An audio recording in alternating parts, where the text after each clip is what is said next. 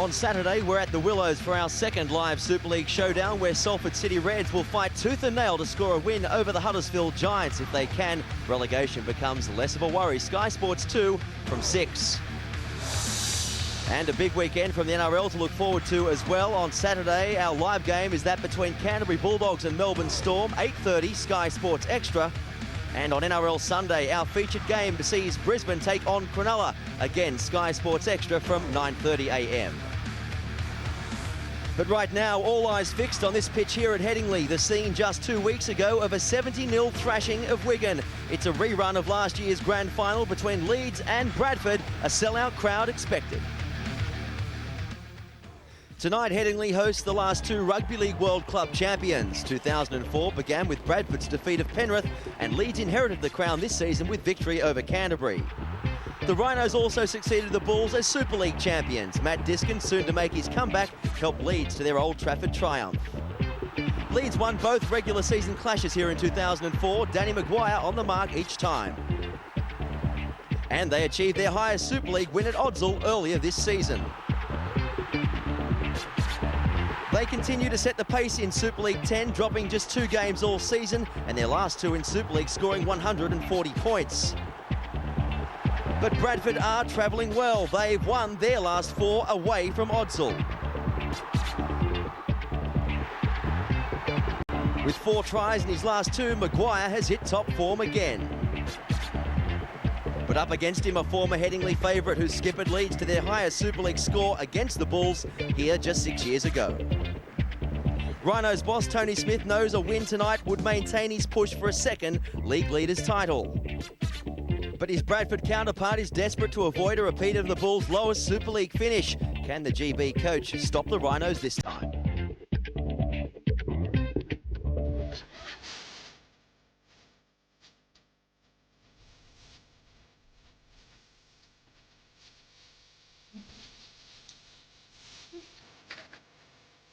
I'm still feeling free.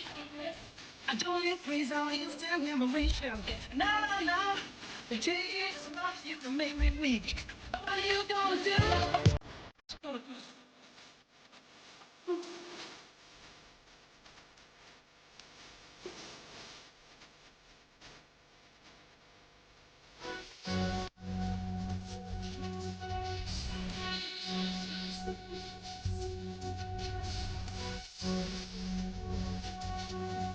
And Leeds have run riot at Oddsall.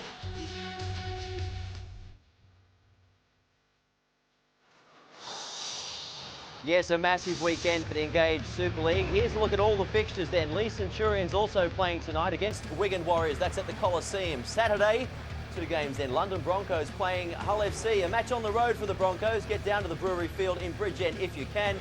Salford City Reds, they host Huddersfield Giants. That's on Saturday as well. Looking at the Sunday fixtures then, Widnes Vikings are at home to Paul Cullen's Warrington Wolves. That's at the Holden Stadium. And Wakefield, they host St Helens. The table then, we have 10 rounds left in the regular season, the Engaged Super League. This is how it stands. Look at Leeds Rhinos. They are running pretty. Just 2 defeats, in fact, all season. They're in first position, are the league leaders, hoping to make it another title for them. Bradford Bulls are in 5th position, some 11 points away. And still, of course, the relegation battle continues at the bottom of the table. Well, a massive event about to unfold here at Headingley, I'm sure. Welcome to Headingley, welcome to Sky Sports. Eddie Hemming's not with us this evening due to a family bereavement. Eddie, our thoughts at Sky Sports are with you and your family at this time. My name's Chris Warren. I'll do my very best to guide you through all that does unfold here at a very noisy Headingley, I might add. With me is a very happy, I guess, Warrington Wolves coach Paul Cullen. Phil Clark and Steve-O also part of tonight's commentary team. Firstly, Paul, you've already played Leeds twice. You have played Bradford Bulls twice. You lost both times to Leeds. You won both times against the Bulls. In theory, Leeds should romp this in. In theory, on paper, it's a clear win for Leeds. In the 5 departments, I think Leeds have it in 4 of them. The 3 quarters, it's Leeds. The half-backs, it's Leeds. The back row, it's Leeds. The bench, it's Leeds. The department I think Bradford have really got to stand up tonight is the front row. Joe Vangenaar against Danny Ward, Stuart Fielding against Ryan Bailey, and Ian Henderson against Andrew Duneman. that front row from Bradford have got to set a platform to prevent Leeds running away with this game. We will look at the team sheets in more detail just in a moment, though. Paul, you didn't play at the weekend. Warrington Wolves didn't play. Bradford, likewise, didn't have a fixture at the weekend. Leeds did. At this time of the season, a week off, is it good or not? It has been for us, and I'm sure will be, and needed to be for the Bradford Bulls.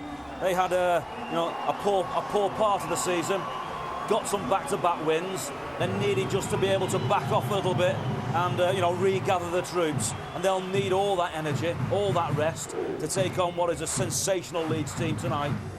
One thing you can't beat in rugby league is skill, and Leeds have it in abundance. Certainly do, that is for sure. Phil Clark, one of Bradford's, I guess, downfalls or weaknesses this season certainly has been in the centres, also in the hooking position. Brian Noble has experimented with a few players, Yeston Harris as well. A new boy has arrived this week from Parramatta Eels. He will make his debut for Bradford tonight. Young Ian Henderson, what do you know about him? Well, what we do know is that he hasn't played for a long time, and he probably couldn't make a more difficult debut than here at the home of the champions. It's a massive task for Ian Henderson, because a lot of the people watching the game have put a mark really on the hooking role at Bradford and said that that's the reason why they haven't performed. But I think it's wider than that, Chris. I think that defensively they're just letting in too many tries. Don't forget, they are scoring. They're doing very well in scoring tries, but they look to Ian Henderson to try and direct them in Peacock and Jamie and Fielden.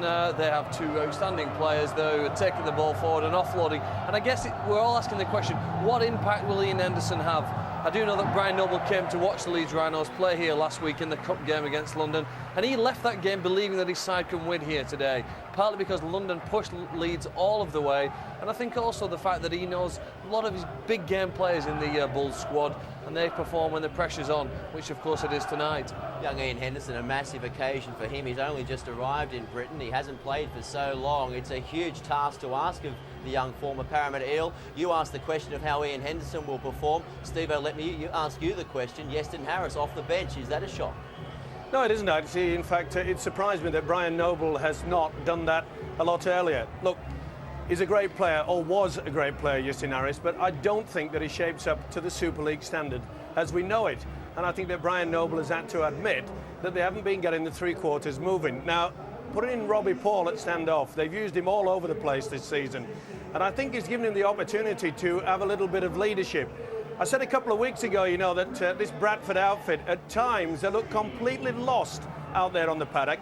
They don't know what they're doing. They need a leader.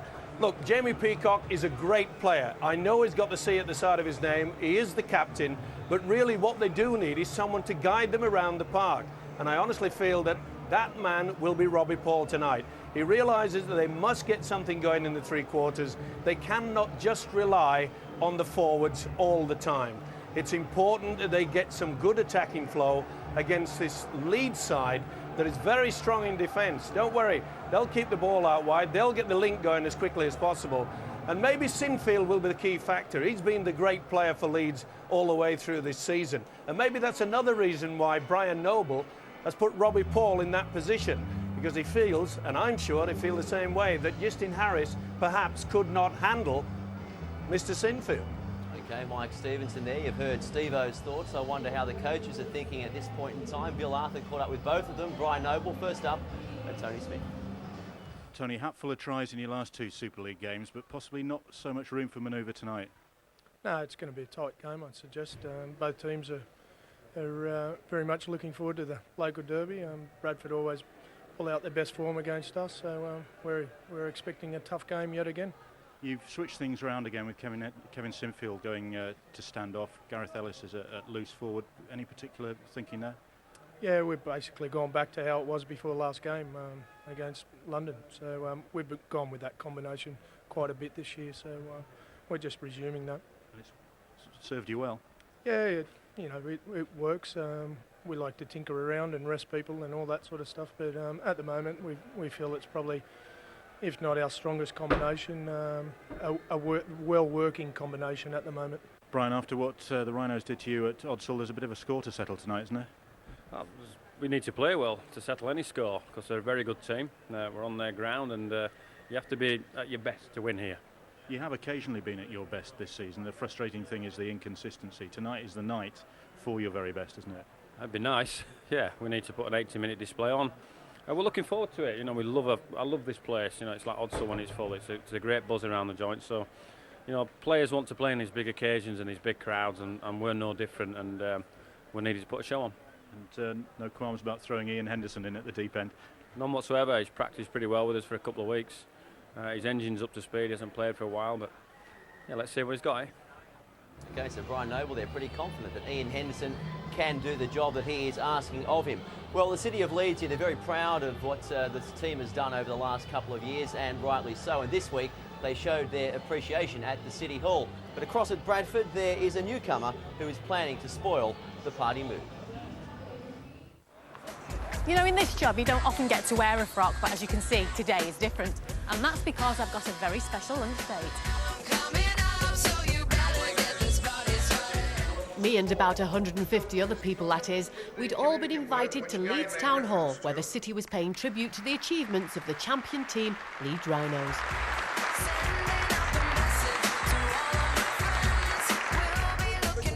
I, however, wanted to get to know a little bit more about one team member in particular. Andrew Duneman has been a revelation this year in the role of hooker, standing in for Matt Diskin, the wonder kid who was injured before the season began. Did you find it easy to slot into that position? I did, because I think Phil Clark set it on Boots and all earlier in the year. I had an off-season to train in it, and I think that was the big key, whereas a lot of clubs, when they get an injury like that, it happens mid-season, then they're just throwing someone straight in there. So, you know, that combined with the coaching staff we've got at our club, you know, probably the best in the world, I think, although I'm in every club in the world, so I can't really say that, but I couldn't imagine any coaching staff being any better than what we've got here. Andrew's rise to the top has been anything but overnight. He came to Leeds in 2003 after 3 seasons at Halifax. He goes home at the end of this season having achieved more than he could have dreamed of. Do you pinch yourself sometimes, you know, you've come from where you have in this country and got to champion level? Yeah, no, it's been a long road for me. I've played at a lot of lesser clubs, and you know, probably through my performances through them, I end up getting to Leeds, and you know, it's the best move I've ever made, and it's a great club to be at, and I'll miss it when I go home at the end of the year. Was it part of your game plan? Is this where you wanted to be?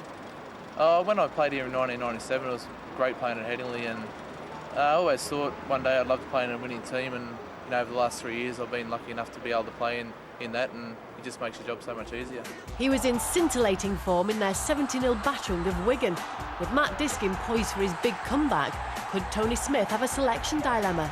I don't think it has to be either or. You know, I think they can both play a role at certain stages of games, and you know, share the positions, and maybe play other positions, both of them. So you know, I don't see it as an either or. It's more a luxury for us. Are you playing at your optimum now? Are you at your peak? Yeah, it's funny. It's probably the best season I've had. You know, I've had a good chance to show what I'm capable of, and everything's going all right at the moment. But you know, there's still a lot of games to go, and we've got people coming back. Disco's coming back, so I need to be playing well, unless you know I won't be in the side. So the main thing for me is to be in the 17. I suppose you'll be urging him not to rush anything, won't you? No, I think Disco being Disco, he'll want to get back and playing as soon as possible, and you know, he had a great season last year, and I think he deserves to be back in the team. And saying that, I think I do too. So I mean, you want to be in there somewhere in that 17, and if I am coming into the year, I'll be happy. From a team at the peak of their powers, standing tall on the steps of the city's seat of power, to the steps on the terraces of another Super League super team, a young man takes his first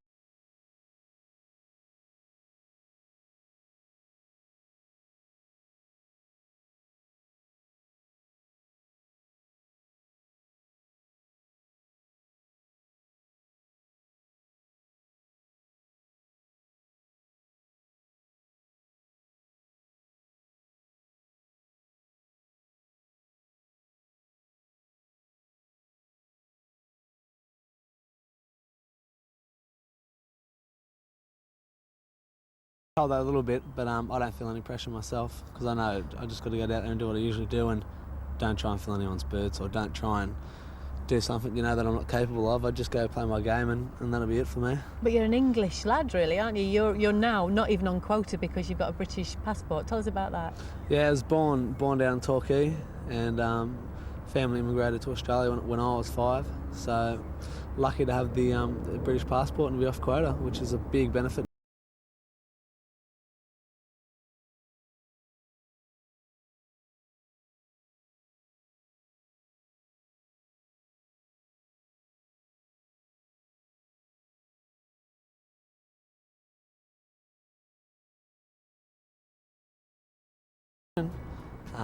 You know, like, I want to get in there and play tough, and but also I've got a lot of skills in attack, so I think not him but the team would be wary of me in attack, but in defence, yeah, pretty aggressive. Confidence, youth and talent. A heady combination that should give the Bulls fans who stand on these terraces something to cheer about. Ian Henderson there, and from Torquay, he looks a bit like a surfer, doesn't he? I understand he arrived this week. Robbie Paul was telling us on Boots and All this week, he arrived with a bull ring through the nose, so he's certainly adopting the local colours and getting right into the swing of things. He could be in the running for the man of the match performance. I wonder if it will be him. It would be an Herculean effort if it was. If he is the man of the match, as voted for by members of the press and Dave Hadfield, he will walk home with the watch. But as I said, a massive task ahead of young Ian Henderson, a new country, a new group of teammates, and it all is, I guess, not just up against Ian Henderson, also up against Bradford Bulls. In their favour though, Bradford, yes, they may have been beaten twice here in the regular rounds last year. The last time they played here at Headingley, they did in fact win, and they've won their last 4 away Super League matches. The last time, in fact, they lost a match away from home, Paul, was against you guys. What are the odds? Are they really stacked against them like the bookmakers would have us believe? Is there a chance they can pull out something special here? Is the chance that Ian Henderson now arriving might just stimulate things in the middle? I've no doubt in my mind that there's enough talent in the Bradford side to pull off what would still be a shot win against Leeds at Headingley, but it's still within their capabilities. But that combination, that fluency that we would expect from the Bulls that we haven't seen for the vast majority of this season needs to be refound tonight and found very, very quickly. As we've said, their last 2 Super League matches, in fact the last time they were here, 70 points they put on Wigan Warriors, 70 also before that against Wakefield. Phil Clark, can they be stopped? Last week they weren't as hot worthy in the cup when they played London, but I suppose it's difficult to perform at that level week after week. The left hand, I mean, across the field they're very strong, but the left hand side of the field, Latotia and Senior and Bai, on that edge out wide there, they are so dangerous, and in attack they have a combination of speed, skill and tremendous strength. Just look at the size there of Marcus Bai. I don't think at times we can just tell how big they are. Look at some of the tackling technique work that the Bulls are focusing on, trying to control that ruck area, because if you allow Leeds to dominate in that area, well, it's an open invitation to attack your line. But for the Bulls, it would have to take a remarkable improvement on the last performance in Super League. Do you know, they dropped the ball just too often. I know the club were critical of the refereeing that went on in the game, but really I think they made so many mistakes themselves they didn't give themselves a chance to win. They'll have to hold on to the ball better and use it far more effectively, and again, defend with a little more pride when it comes to their own try line. I think you hit the nail on the head, Phil Clark there, saying the match must be won in the centre of the ruck. It's quite strange really, isn't it? You've got a capacity crowd here at Headingley. The scenes are brilliant, there's fans everywhere. They've packed in nice and early to see the under-21s play as well, where Diskin ran around. But the pressure really is on the champions. It's on the team at the top of the table. And in front of their home crowd, Steve, a capacity crowd, there's not a lot of pressure on these Bulls tonight. Yeah, there certainly is, but I don't think there's much pressure on this Leeds outfit. I think they're pretty confident. You know, they're getting so used to having a full house here at Headingley, and I think that they know that they're confident. And as we mentioned before, you know, their ability to get the ball out wide to the 3/4 is quite astounding. We mentioned Sinfield, his ability there, but let's not forget, perhaps the key figure in this whole game could be coming from the bench. Danny Maguire, getting back to full fitness. What a great thing to think that a coach like Tony Smith can say, I can afford to have Danny Maguire just sat there on the bench, and when Bradford has perhaps thrown everything at Leeds in the opening 20 minutes, he'll just say, Danny, get your tracksuit off, let's see a little bit of that magic. Burrows, Maguire, put them together, Sinfield drop into loose forward, Ellis into the second row. He's got so many numerous options, and that's why Leeds are going to be very difficult to beat this season, because he can turn things around, he can rest players, and he knows he has the power. But most importantly, he has the strike power. And when you've got Danny Maguire on that bench, you've got to be very, very good favourites. In your opinion then, Steve, they'll win comfortably, Leeds? I think they will. I think they'll win by around about 10 to 12, maybe 16 points. I think that they've got it in them. I'm not saying that Bradford won't go to them. I think Bradford realise they know that this is their golden opportunity to put it up. You already mentioned the fact they came here, they were underdogs when all they had to do was just win and go straight into the grand final. Bradford, well, it spoiled it that day. OK, Leeds went on to win the competition, but they know they can win here. And Brian Noble made it quite clear. He said, yeah, see, we like it. It's like a full house at Otsel. The players out there love it. You know, they're great players, and it'll be a great game. Just sit back and enjoy the skill. Oh, it's got all the makings of a classic, this game. A big crowd in attendance. In years gone by, we've been used to Bradford getting off to a good start. That hasn't been the case in recent weeks. Phil, if Bradford can get off to a good start and somehow they can hold out the likes of Byers and Seniors and Calderwoods, can they win? There is some hope. You know, it's 10 years ago that Bradford came here and won by 58 points to 16. An absolutely massive win. But such is the confidence, I think, amongst the Leeds players, and particularly the fans who've been going away so happy from this ground. They think that could actually be reversed here tonight. And if they get onto a roll, they could be unstoppable. The last 30 minutes of matches are when they've completely dominated their opponents. They did it last week in the Cup against London, and of course when these sides met back in round 7, the last 32 minutes of the game was 30 points to 0 to Leeds. That's a massive... I mean, you don't need me to point out how emphatic a finish to a game that is. And Leeds' dominance really goes for the full 80. Well, I know Tony Smith should be confident. Not only are they top of the table, their 3 quarters between them this year have scored 64 tries. They're singing here already. Will they be singing come full time? Top of the table Leeds up against Bradford. It's all about to kick off. Don't go too far away at all. We could have a classic in the making. Top of the table Leeds. 11 points adrift on the table, Bradford Bulls. It hasn't been going great for them so far, but things could change in just a matter of minutes.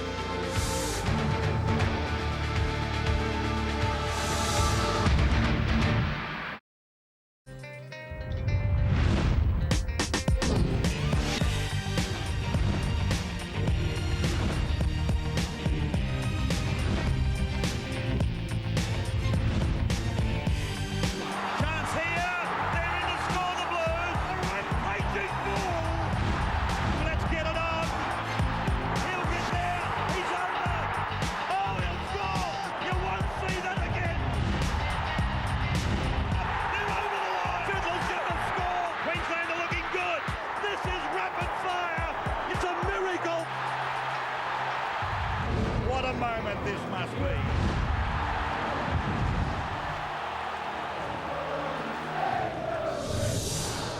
What a game this promises to be. Game 3, the decider between Queensland and New South Wales. Over 25 years of State of Origin history, and still it is all square. 36 wins apiece. It comes down to this, the third game being played at Suncorp Stadium in Brisbane. It's live on Sky Sports 1 Wednesday from 10:30 a.m. If you can't see it live, there are replays. Sky Sports 1 again from 3:30 p.m. and again 9 p.m. in the evening. That should be a massive game on Wednesday. This also should be a huge game. A big crowd in attendance here. In fact, a sellout. Leeds Rhinos, the champions and top of the table. They take on Bradford Bulls, a rerun of last year's grand final. We are only minutes away from kickoff. Leeds in the dressing room. They have every reason to feel comfortable. In both league matches last year, they ran away victorious. And of course, they went on to win the grand final against Bradford Bulls. The Bulls did visit Headingley last year, and they did in fact win. That was in the playoffs. And their form this year hasn't been as hot as Bradford fans might expect. But on the upside, they have certainly got some good away form. They haven't been beaten away from home for the past 4 games in Super League. OK, there's the back line, and this is largely why they are sitting on top of the table. The 3 quarters between them have scored 64 tries in Calderwood, Walker, Senior and Bye. Add Richard Mathers at fullback to that, who scored 13 tries himself this season, and it's a 77 try total. In the halves, their captain, 13, is Kevin Sinfield, and Rob Burrow will direct them from the scrum half position. For the Rhinos then, their starting props, Ryan Bailey and Danny Ward. Andrew Duneman comes into hooker wearing 14. In the second row, Jamie Jones, Buchanan and Chris McKenna, and Gareth Ellis is at the loose forward position. The substitutes then for the home side, Danny Maguire, Barry McDermott, Ali Lauatiti and Willie Poaching. They are coached by Tony Smith. Bradford Bulls, and there is their backline. Michael Withers at fullback. The three-quarters then Stuart Reardon, Ben Harris, who will play his 6th game tonight. Paul Johnson comes back from injury. Carl Pratt, a former Rhino, he's on the other wing. Robbie Paul wears the one on his back. He plays starting position at standoff, and Paul Deacon will be the Bulls' scrum half. The forward pack then for Bradford, Joe Vungana and Stuart Field in the starting props. Young Ian Henderson, born in Torquay rather, joining Bulls from Parramatta Eels in the NRL this week. He will make his debut at hooker.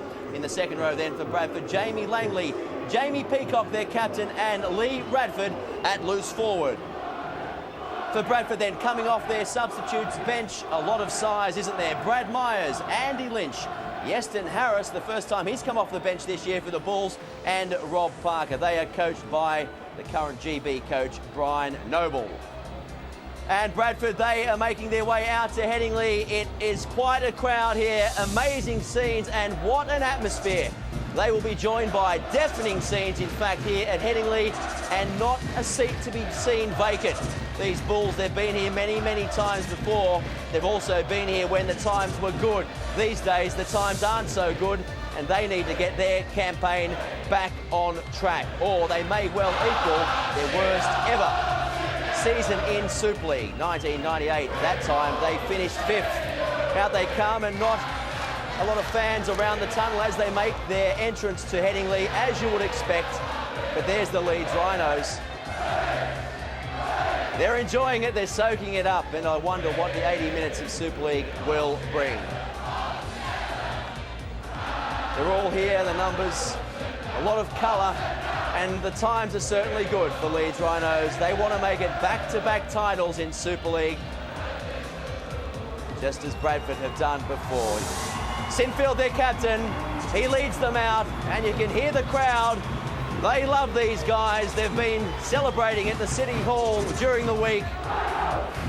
Great for the surrounding areas. And just have a look at these scenes here as these guys are about to run out and confront them. Their leading try scorer, Rod Borrow. Their captain, Kevin Sinfield. An amazing back line, a very, very strong forward pack.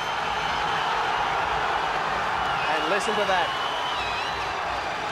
All right, we're only minutes away from kick-off time now to hand across to your commentary team, Paul Cullen, Phil Clark, Steve-O, and led by Bill Arthur.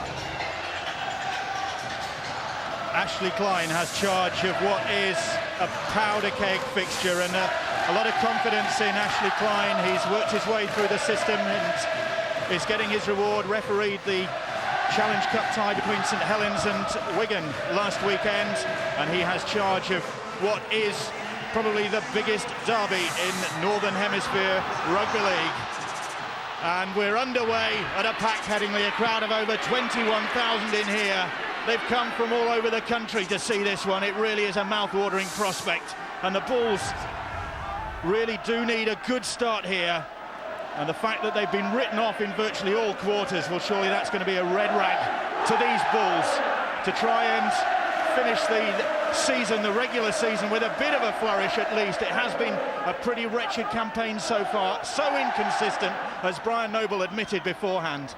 Certainly has, Bill, and they realise they've got to get right into the faces of this Leeds outfit. They've seen over the past couple of weeks the way that Leeds can just rip apart any solid defence. If you just off your boil just for a split second, they'll be half the way through, and the support play, it has to be the best in rugby league at the moment. You saw Henderson with the tackle there on McKenna, his first involvement for his new club, for the Devonian. Here is Stuart Reardon on the wing for the Bulls tonight, and a really dependable performer, Stuart Reardon. His 55th consecutive performance, and the first error from the Bulls, and it could be costly because Walker is almost through. He did a desperate tackle from Paul Deacon. He had Calderwood outside him, but the Rhinos with tackles in the bag. Here's Danny Ward returning to the side. Vangina went high. Certainly didn't miss him either. There'll be a big clash between those two. Right in front of the posts. Here is Sinfield, steps back inside. McKenna was on his shoulder. He's brought down by Withers. Burrow scampering across the field. Calderwood now. Walker has gone outside him. Calderwood is brought down. A real early test of this Bulls defence, which hasn't been impregnable so far this season. Duneman. McKenna now. Offloads to Duneman. Duneman manages to flip the ball away to Richard Mathers. That's a crunching tackle from Jamie Peacock, the Bulls skipper. Ellis feints to go right, goes left. They're in here with Senior. It was a costly error. And Keith Senior gets the first try of the game. And you cannot afford to give a side like Leeds Rhinos, a side as potent as Leeds Rhinos, possession like that. It was handing it to them on a plate. Certainly was, Bill, but wonderful kick, wasn't it, from Sinfield? OK, this is the error. Wasn't the best pass. Went right behind and it was high on Robbie Paul. And they just went straight. Look at this. What a beautiful dummy there by the big fella. Keith Senior, noted for his block-busting style, but that was sheer quality. Watch the balance.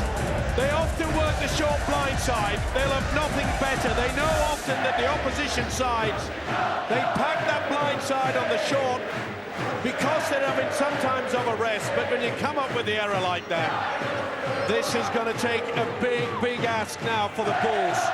They are well and truly rocked. What on earth, Phil Clark, can they do to get back into this game? It's only a couple of minutes old. It was a perfect demonstration of what Leeds do so well. They use a full 68-metre width of the pitch.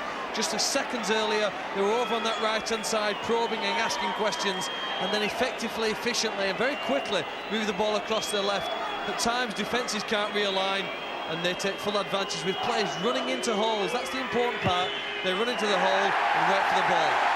Sinfield adds the extras for the Rhinos, and they have the perfect start, the start that the Bulls probably dreaded. Tony Smith, Brian McDermott alongside him.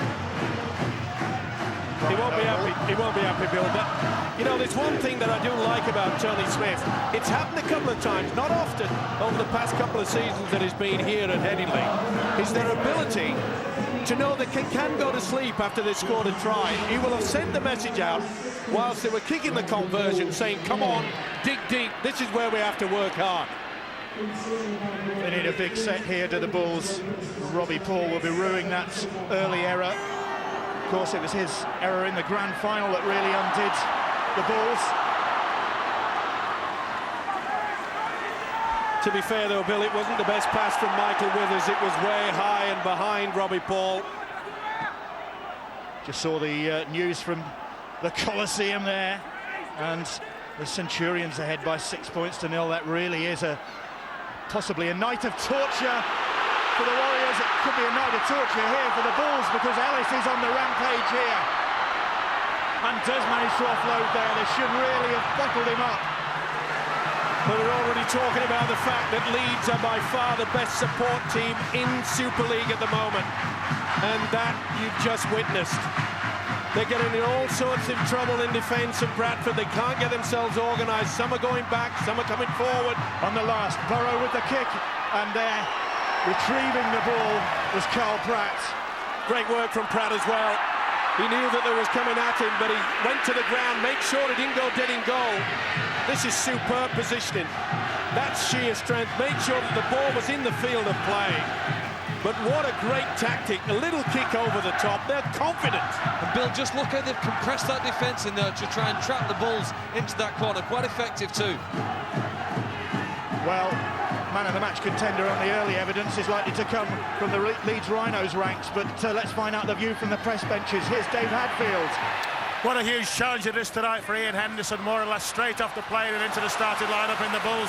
Real problem position this season at hooker. Seems a confident young lad, but what a daunting task it could be. The other big talking point up here, Gestin Harris dropped to the bench. What effect will that have on him and on the way that the team functions? By comparison, it's a very predictable selection for Leeds, all built around Kevin Sinfield. He's been outstanding all year, but last week against London in the Cup might have been his best so far. Tony Smith used the word great about him. He doesn't throw that sort of praise around lightly, and he started off with some unmistakable signs of his class already tonight. Leeds going down that right-hand side again. Now Burrow Duneman under a bit of pressure at the moment with Matt Diskin returning to fitness, but Duneman has kept his position at hooker. Will it be another kick into the corner? I think it's going to be. Sinfield, no, he fires the ball out wide, and this time Senior puts the kick in. He played it there, there'll be a drop out underneath the sticks. Great pressure kick. They all expected, I was included, Sinfield, when he got the ball on the first receiver, looked as though he was going to go to the corner. Spun it out wide. Again, the way that Leeds utilised that short blind side is absolutely superb. And you can see that Stuart Reardon played for that ball.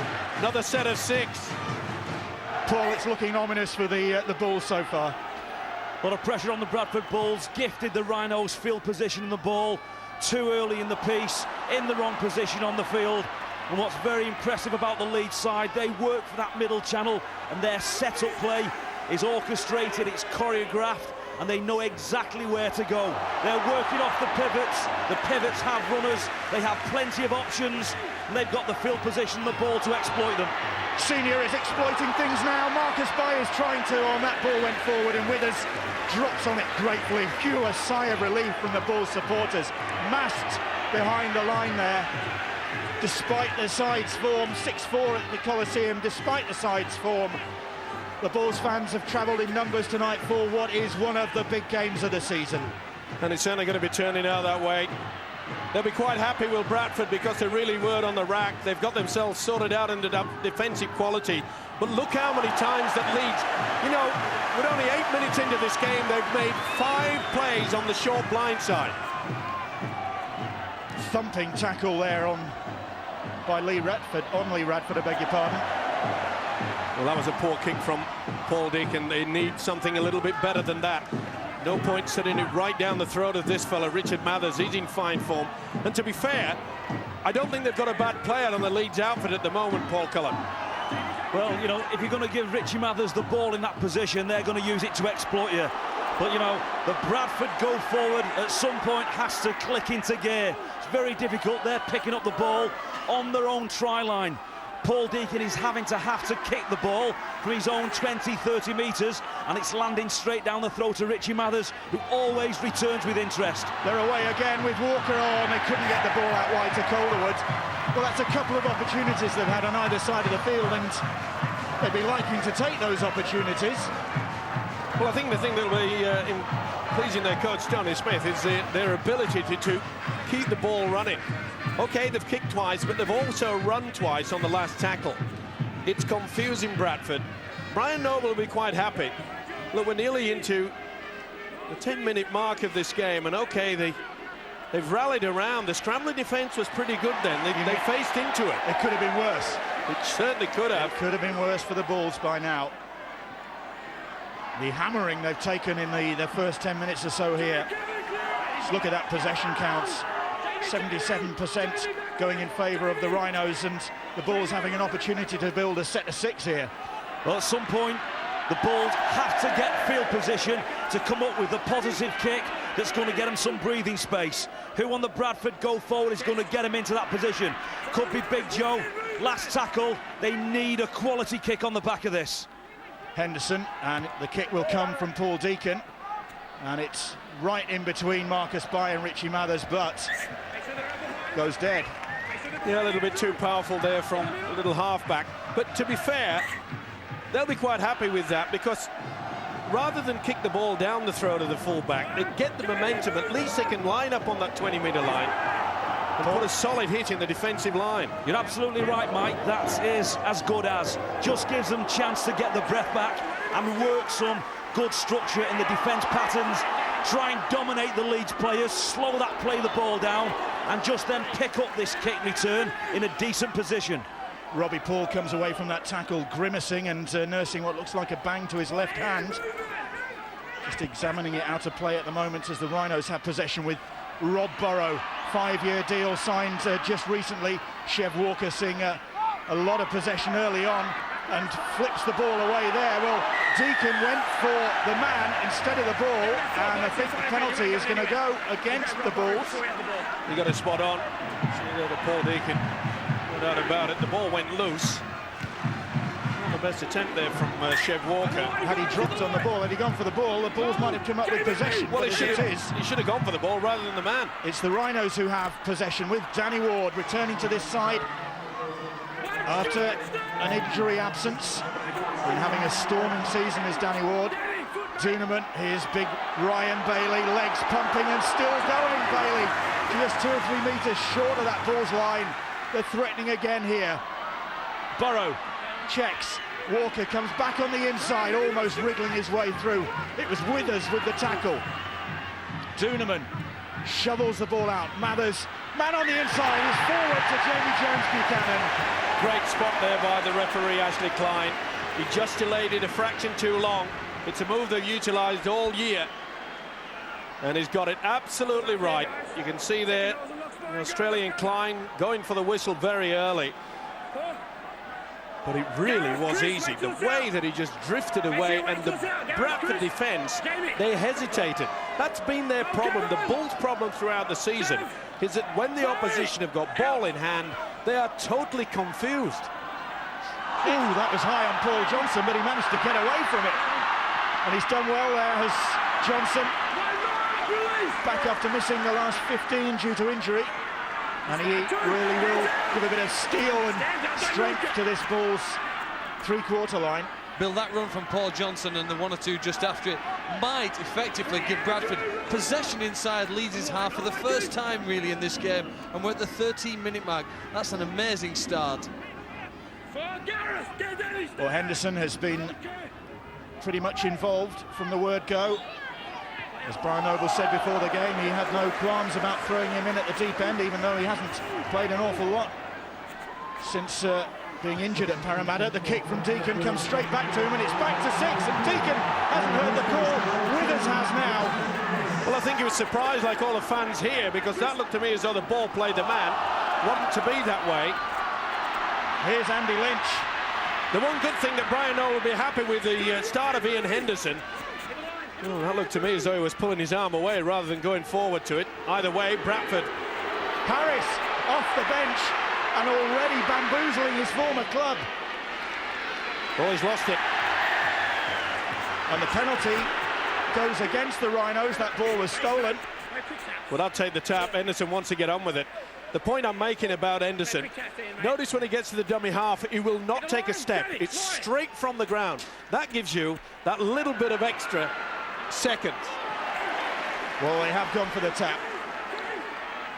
Henderson, Deacon, the ball's looking to get points on the board. Peacock steps away, he's going to go all the way, Jamie Peacock. Wonderful effort. It's a try, all right, you just can't see it. Make sure they didn't lose that ball as he was going over. Ashley Klein just wants a look at the grounding. Ian Ollerton is the video ref who has that task. Mathers looks all right for me. In the way, but couldn't stop him now then. Did he still have control of that? This is going to be interesting. Ooh. Well, if it's knocked out, 2-1, then that's going to be a try. He's still got his fingertips on that ball. But what I'm saying is, if he did knock it on, 2 men tackling, Paul Cullen, this should be given a penalty try, or a try at least. I think it's got to be a try. Torso landing on the ball is sufficient. Ian Ollerton is taking a bit more convincing.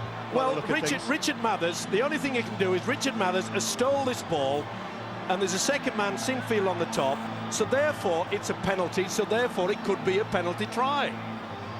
Don't be surprised if they go for the penalty try here. In the act of scoring. Well, what's the decision from the video ref? It is a try for the Bulls, the captain leading the way. And after enduring a battering from the Rhinos early on, to come back like that, Phil, that's not bad going. Amazing, isn't it? I mean, you've got to really give massive amount of credit to Bradford. They've had their critics this season, but the pressure they were under, and then what, just a minute in their opponent's half, Peacock, like he has done so many times this season, has been the inspiration to get his team back into the game. Straight away from the base of the play, the ball, you saw Henderson get it through. This is sheer power, isn't it? A little bit lax there, Leeds. Remember, I made the point. Leeds often score. Tony Smith get the message out. Come on, we can't relax. But it all came about. What a wonderful jinking run from Justin Harris.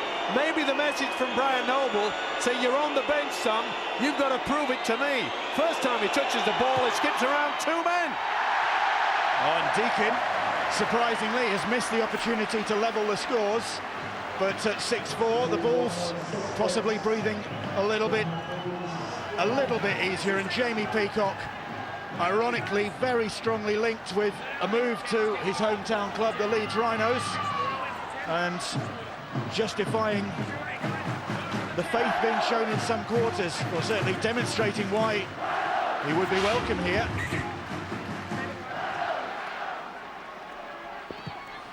Sinfield with the restart then. And Harris underneath it, hasn't had to warm the bench for the ball since his return, really, from Rugby Union last July.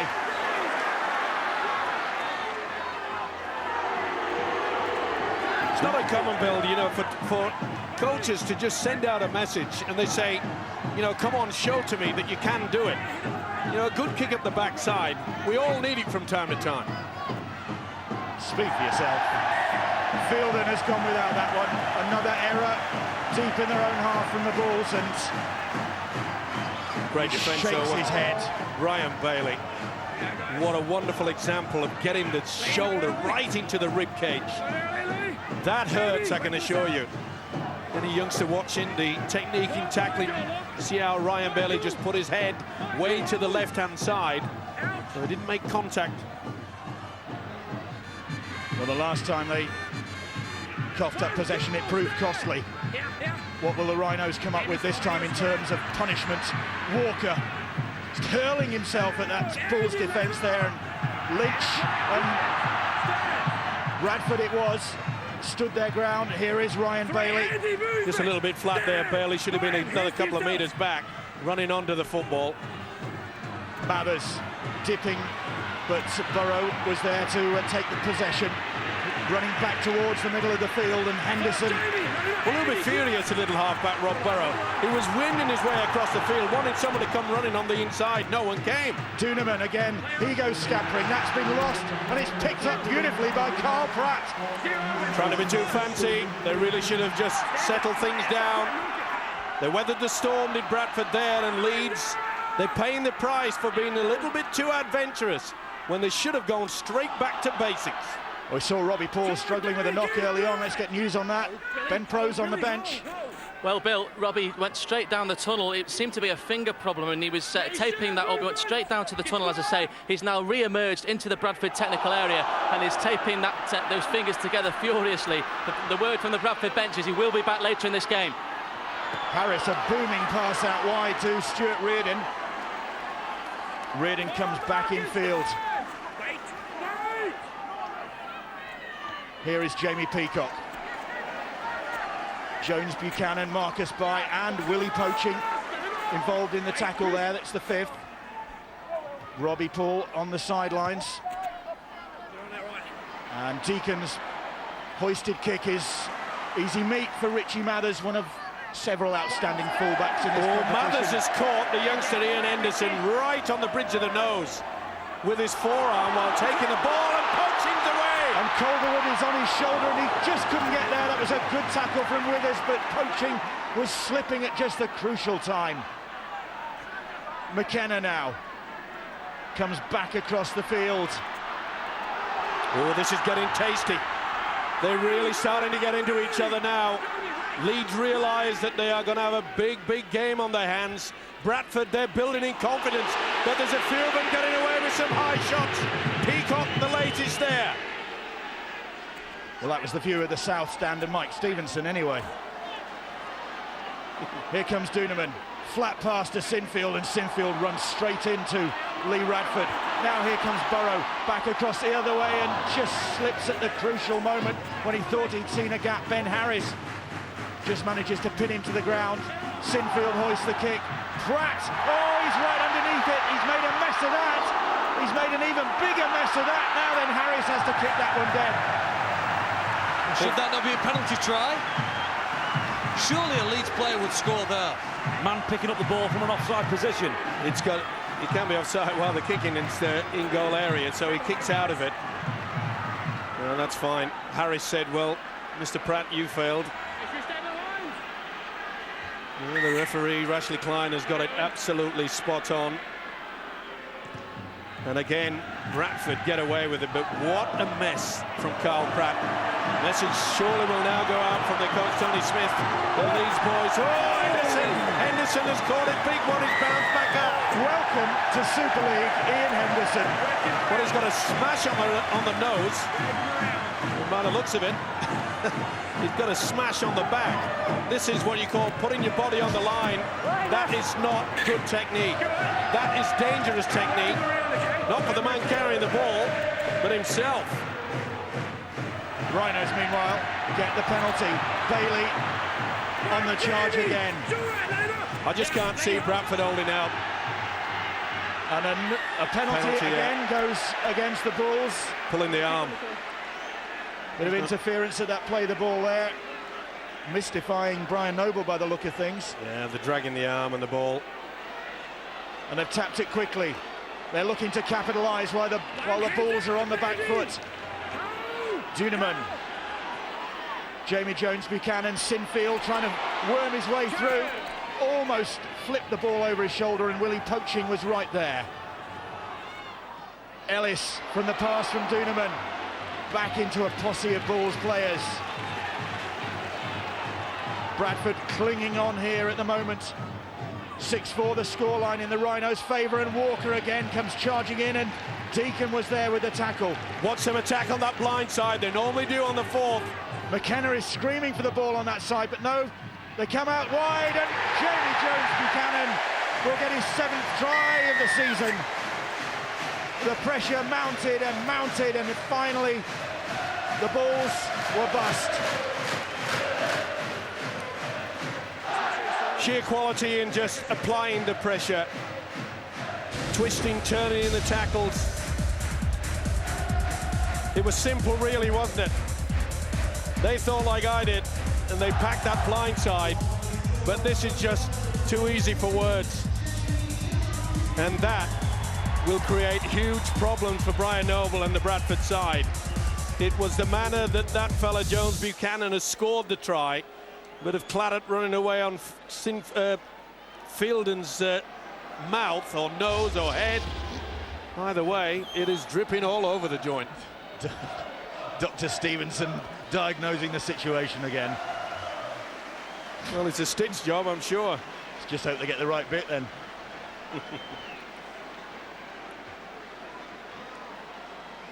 And Kevin Sinfield with 106 goals already this season, the competition's leading goal kicker.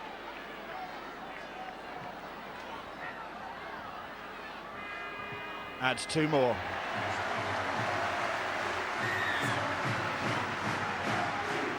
And the Rhinos ahead by 12 points to 4.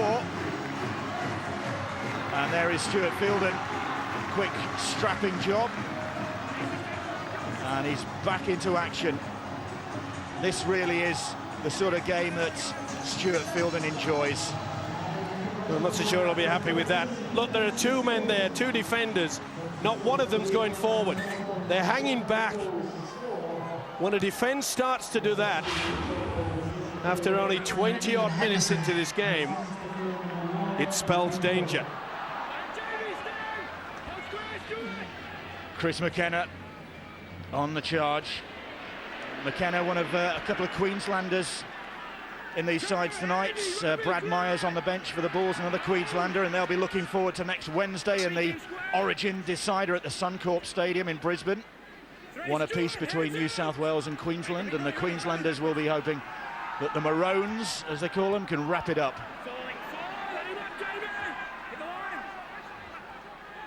Duneman. Here is McKenna. Having a great season for the Rhinos. This is 40th consecutive game. Sinfield. And this time the Rhinos just being forced to kick from deep. The Bulls doing well to put a bit of pressure on them that time. Certainly was, but not the best kick. It's a pretty large field, you know. Reardon getting away from Ryan Bailey, but Bailey comes back for a second attempt.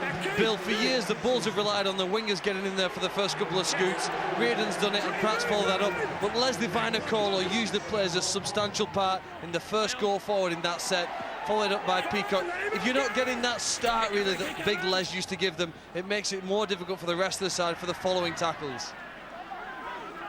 Viner-Colo out injured, and Shontaine Happy, of course, still missing, and two major absentees for this Bradford Bulls side. But that's a better kick, and Mathers is under pressure right on his own goal line, but managing to get out of pressure and then find Senior, and Senior wrong foot Stuart Reardon. Oh, that is taking the mickey, isn't it? 10 metres from your own goal line, sidestepping, looking round, drawing the man, and then offloading as though you're in the opposition half. Bulls have got some work to do now. Robbie Paul has moved into the hooking position. Henderson off. He didn't fancy the big shot on Ryan Bailey that set up the position for the previous lead score. There was no dominance in the tackle at all from the Bulls.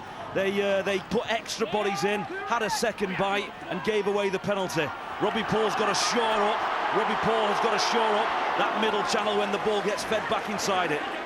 And bad news for the Bulls, because Ali Lauatiti is out there now. That's a monster kick, and Withers as cool as a cucumber underneath that one. Took it well, but good work by Mark Calderwood. Obviously a planned move on the training paddock. He came in right away from the right wing, knew exactly what his skipper was doing. It was a high one. But look at the enthusiasm of this Leeds defence. Bradford are having it, making it very difficult to get over the advantage line even. Well, Rob Parker is an enthusiastic player for the Bulls. He's on now. The only problem is with the running of the forwards, it's far too much one out. Basketball offload from Fielden, and that ball was punched out, I think, by Ali Lauatiti. Back to 6. And it's back to 6. Well spotted by Ashley Klein. Robbie Paul then. Now then, Yestin Harris. Oh, they're an unforgiving lot, these South Standers. Harris, double record holder for Leeds, of course. Goal kicking and points in a season, but that doesn't count now. He's wearing the Bulls colours and just flings that ball anywhere, really. And it's going to come up, I think, for Radford. Well, that was very, very fortunate. There's a wrestle going on, and the penalty is going to go against the Rhinos. Well, Keith Senior just thrown away the ball in complete disgust. Well, Senior should have gone for the football.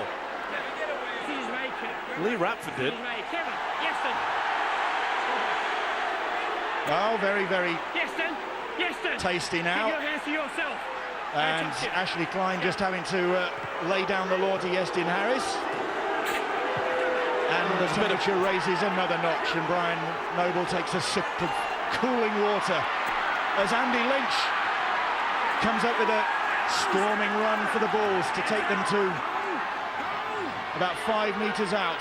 Harris, Deacon, offload from Fielden, back to Deacon, good defence from Ellis.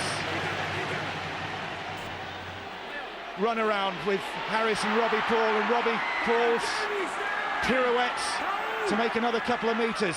Here is Withers now. Solid defence from Sinfield, it had to be. A lot more adventure from the Bulls. They come down the short side with Ben Harris, and Harris is bundled backwards in the tackle. I think he took the wrong option there. We had Carl Pratt on the outside. It's on the last now. Harris, little grubber kick. He's chasing it himself. Johnson is there. Has Paul Johnson got this ball down? Brilliant try. Well, was he onside? Well, that's what they'll check, but I can assure you the grounding is okay. Brilliant kick through. He's onside as far as I'm concerned. Yep. He's about half a metre. There he is on your left-hand side. The kicker, half a metre on the other side of that 20-metre line. And this will be TRY time. And it will silence this huge Leeds crowd. What a great take. Momentum takes him over. No way in the world is he stopped. That is a 4-pointer. And the Bulls are back, showing a lot more adventure. Steve, well, they scored the same try, a very exact same format in their last game against Widnes. You know, in fact, in that game, they scored every one of the try when they were close to their opponent's line. 2 from kicks and 2 from running plays. So they like to get near their opponent's line, and they're pretty good at converting it into points. Like you, I've no doubt this will be awarded as 4. Is it Paul Johnson's second try of the season and his first for the club since March? It is. And again, the Bulls, having taken a hammering on the ropes, come back and close the gap again. And fair play to them. They had to dig deep. For long periods, Leeds had them on their own goal line. Harris, neat little dink through. Looked as though it was Harris that was going to go for his own kick. But Johnson, so alert. Very alert indeed. Could see there was no one at home. Mathers was just out of position slightly. And that is a great effort. They need this one. They need it badly. Paul Deacon failed with his first attempt, surprisingly. But this should favour him. Round the corner. And it's 12-10. Leeds just ahead. But the Bulls really clinging on and hanging in there. They certainly are, Bill, and fully deserve to get back into the game. Mainly be the adventure that I was talking about, but also the ability to spot that Leeds, their defence is solid, it moves up quickly. And there's only one way you can break that down, and that's the little kick through as we've just witnessed.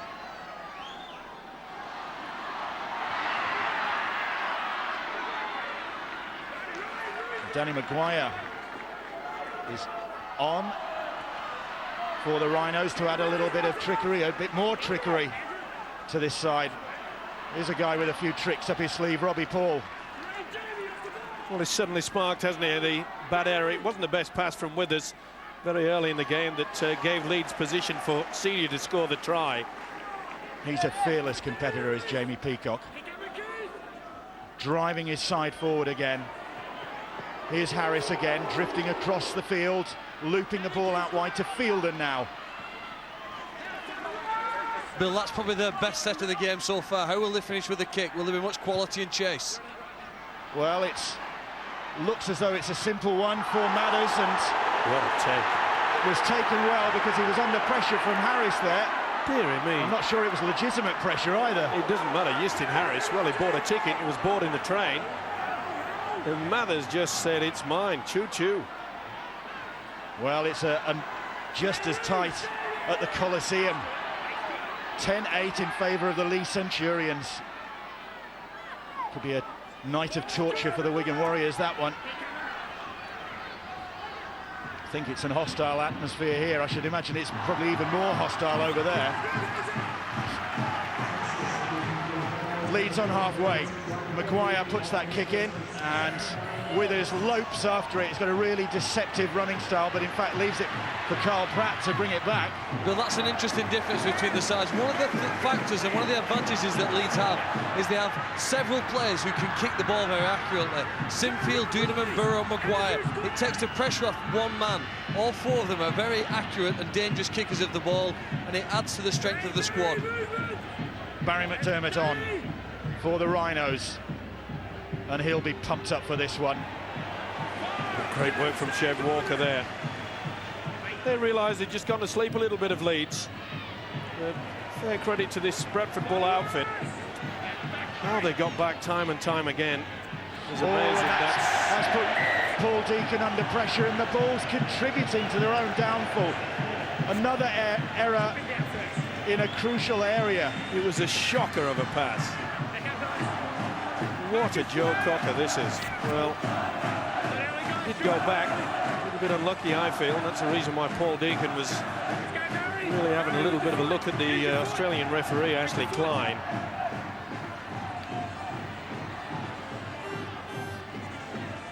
The Rhinos in possession. Jamie Jones-Buchanan, and now here's Maguire. Maguire, that characteristic little skip and a step. Sinfield, again they go down the short side. Lauatiti, he does offload the ball, it does go backwards, and it's back to 6, says Ashley Klein. Well, that's a big call.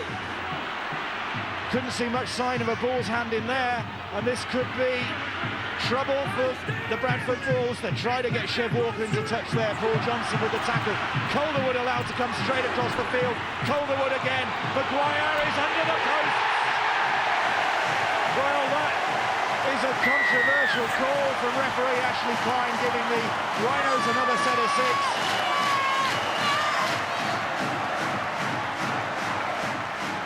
And one or two questions from the Bulls players there, but that try stands. And Danny Maguire, 7th Super League try of the season. It was great finish by Maguire, but it all came about Lautiti getting the ball through, and then nothing wrong with it. They played at it, the foot went to it. But the work from Mark Calderwood from dummy half, look at the defence, look at the acres of space. OK, Peacock put a big hit on Sinfield, but throw the dummy, there's no one at home. This is where it all counts. Boom. See how they were sucked into Sinfield. Harris, not the best attempt. Should have crushed him. Failed to do it, and Maguire in for the TRY. They have this wonderful ability of the Leeds Rhinos. Just before half-time, they can just lift that extra little bit, Paul. That could be the killer blow against the Bradford Bulls. 35 minutes in, 12-10 on the scoreboard, and they had weathered a massive storm from the Leeds Rhinos. Spent an awful lot of time trying to get the ball out their own half. Finally got up the field, come away with a couple of decent scores, and a knock-on by Paul Deakin, under not much pressure on the last, trying to work for the kick, and gifted the field position and the ball once more to what is the best attacking side in Super League, bar none at the moment. Maguire's try converted by Kevin Sinfield to give his side an 18-10 lead, and Danny Maguire having to get used to life on the subs bench. Just 3 starts in Super League 10 for him, but when he comes off the bench he has an impact. Came on to score 2 tries in the 70-0 win against Wigan. Well, the big problem for Paul Johnson. Well, Johnson is back after injury, of course, and he's looking very groggy, out of play at the moment. And then the penalty goes against the Bulls. Well, he's a hard worker, isn't he? Bradford skipper Jamie Peacock, but he's a little bit groggy as Johnson. He's a tough hombre himself. He just caught an elbow. I'm not so sure it was Barry's. I think it was Radford's. I think it was the actually knees. Barry McDermott's knees. Was he kicking out there? Certainly appeared that way. Poaching, half-time at Lee, and they're ahead by 10 points to 8. It could be a very, very tense second half there. It could be a storming second half here. The Bulls need to narrow the gap again if they're to make it so. They've got about 3 minutes to do that.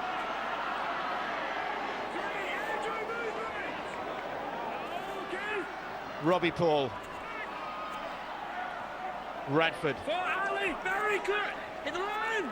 Bradford hoping that they can end this first half with a flourish, and Fielden taking on Ali Lauatiti and Keith Senior. Was controlling things out there at the moment, Robbie Paul, and that's what they needed, a little bit of direction. They need a good kick now on the last, and across the field from Deakin. Calderwood underneath that one, and not under any real pressure other than having to catch the ball. Well, that was pressure. A wayward pass just puts Maguire on the back foot, still inside his own 20. Calderwood trying to exploit what he thought was a gap in the Bulls' defence. Couldn't see the right winger there. He made one run in, offloaded, but didn't just go back. He went looking for work. That's an ethic that Tony Smith has certainly injected into this Rhinos outfit. They do share the very, very hard work. Ooh, that was a dodgy pass. Jamie Jones Buchanan who took that one. But you have to compliment the skill of the players. They're able to take those passes even when they're just about to be impacted by the defender, and you know, that takes a bit of practice. Deep kick here now from Leeds. Looks as though it'll go too far. Well, I don't think Bradford will be making it very, very snappy here. Kevin Sinfield who had to make an impromptu speech, I think, at the civic reception the Rhinos had earlier this week, and acquitted himself very well in front of a host of dignitaries at Leeds Town Hall. Just inside their own 40. Yeah, they say it was quite a marvellous gathering. More gold than in a jeweller's shop, wasn't it? Oh, lots of jangling yes. mayoral chains and that sort of thing, but Leeds, of course, are that's a bad error. A hot commodity in this city at the moment. That ball's gone backwards, says the referee, and it did. Harris booms that pass out wide. Bradford. Here is Ben Harris, another recent recruit to this Bulls side. That ball, though, went forward. Yeah. Slightly desperate period of play there from the Bulls. Just a ricochet. Bradford aren't too keen in setting the... not so sure that he should pass completely blind in heavy traffic. It's not the best way from Ben Harris. Michael Withers there. Room to be just in front.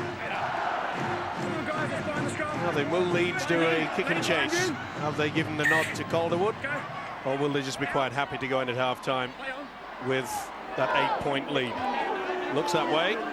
Kick for Calderwood, Steve. Well, I thought they were going to do it from the scrum base. That's a good call. That is a very good call, and unfortunately Calderwood was taken out in back play. Or slipped, depending which way you look at it.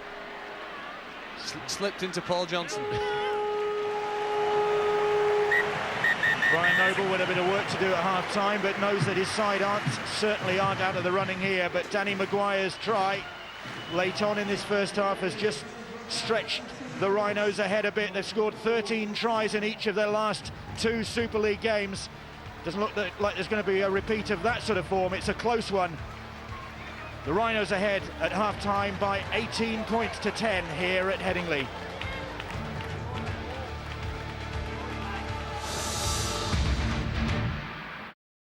And here we are at Headingley, where some people may have thought that Leeds Rhinos might have put on a cricket score. Not so after 40 minutes of play. The Rhinos lead the Bulls by 18 points to 10. It is 3 tries to 2 for the Rhinos senior. Jones, Buchanan, Maguire crossing, and Sinfield with 3 goals. Peacock and Johnson, the try scorers for Bradford. Tony Smith in the Leeds dressing room. He looks somewhat animated. I imagine he was coming into this match expecting it to be tough, but probably expecting to be ahead by a little bit more on the scoreboard, and particularly in some of those statistics. I'd imagine, particularly in terms of possession and field position. Brian Noble looking somewhat less animated. Very calm, the Great Britain coach. He's come here knowing that the last time his team played at Headingley, they in fact won in last year's Super League playoffs. However, Leeds won the grand final, also became World Club champions. Well, quite a first half of rugby league here at Headingley. A big crowd in attendance. We expected it to be a cracking game, and we certainly haven't been disappointed. And we trust you haven't been disappointed from wherever you're watching it. Joining us as usual is Steve-O. We'll talk to him in a moment. Paul Cullen from Warriors and Wolves, and Phil Clark with us here. But firstly, Steve-O, a gripping first half encounter. Yeah, it certainly was. I think it went to plan, didn't it? Everyone expected that Bradford be a little bit nervous. And of course, they also thought that Leeds would just perhaps run away with it. And the way they opened up, they kept this ball alive. But this bad mistake, not the best pass there from Withers to Robbie Paul. Keep the ball alive here. And then Senior with a very, very nice dummy. And everybody in this huge crowd said, OK, I wonder how many tries we'll score.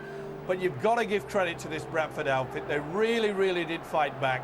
It was scrappy play up until this point.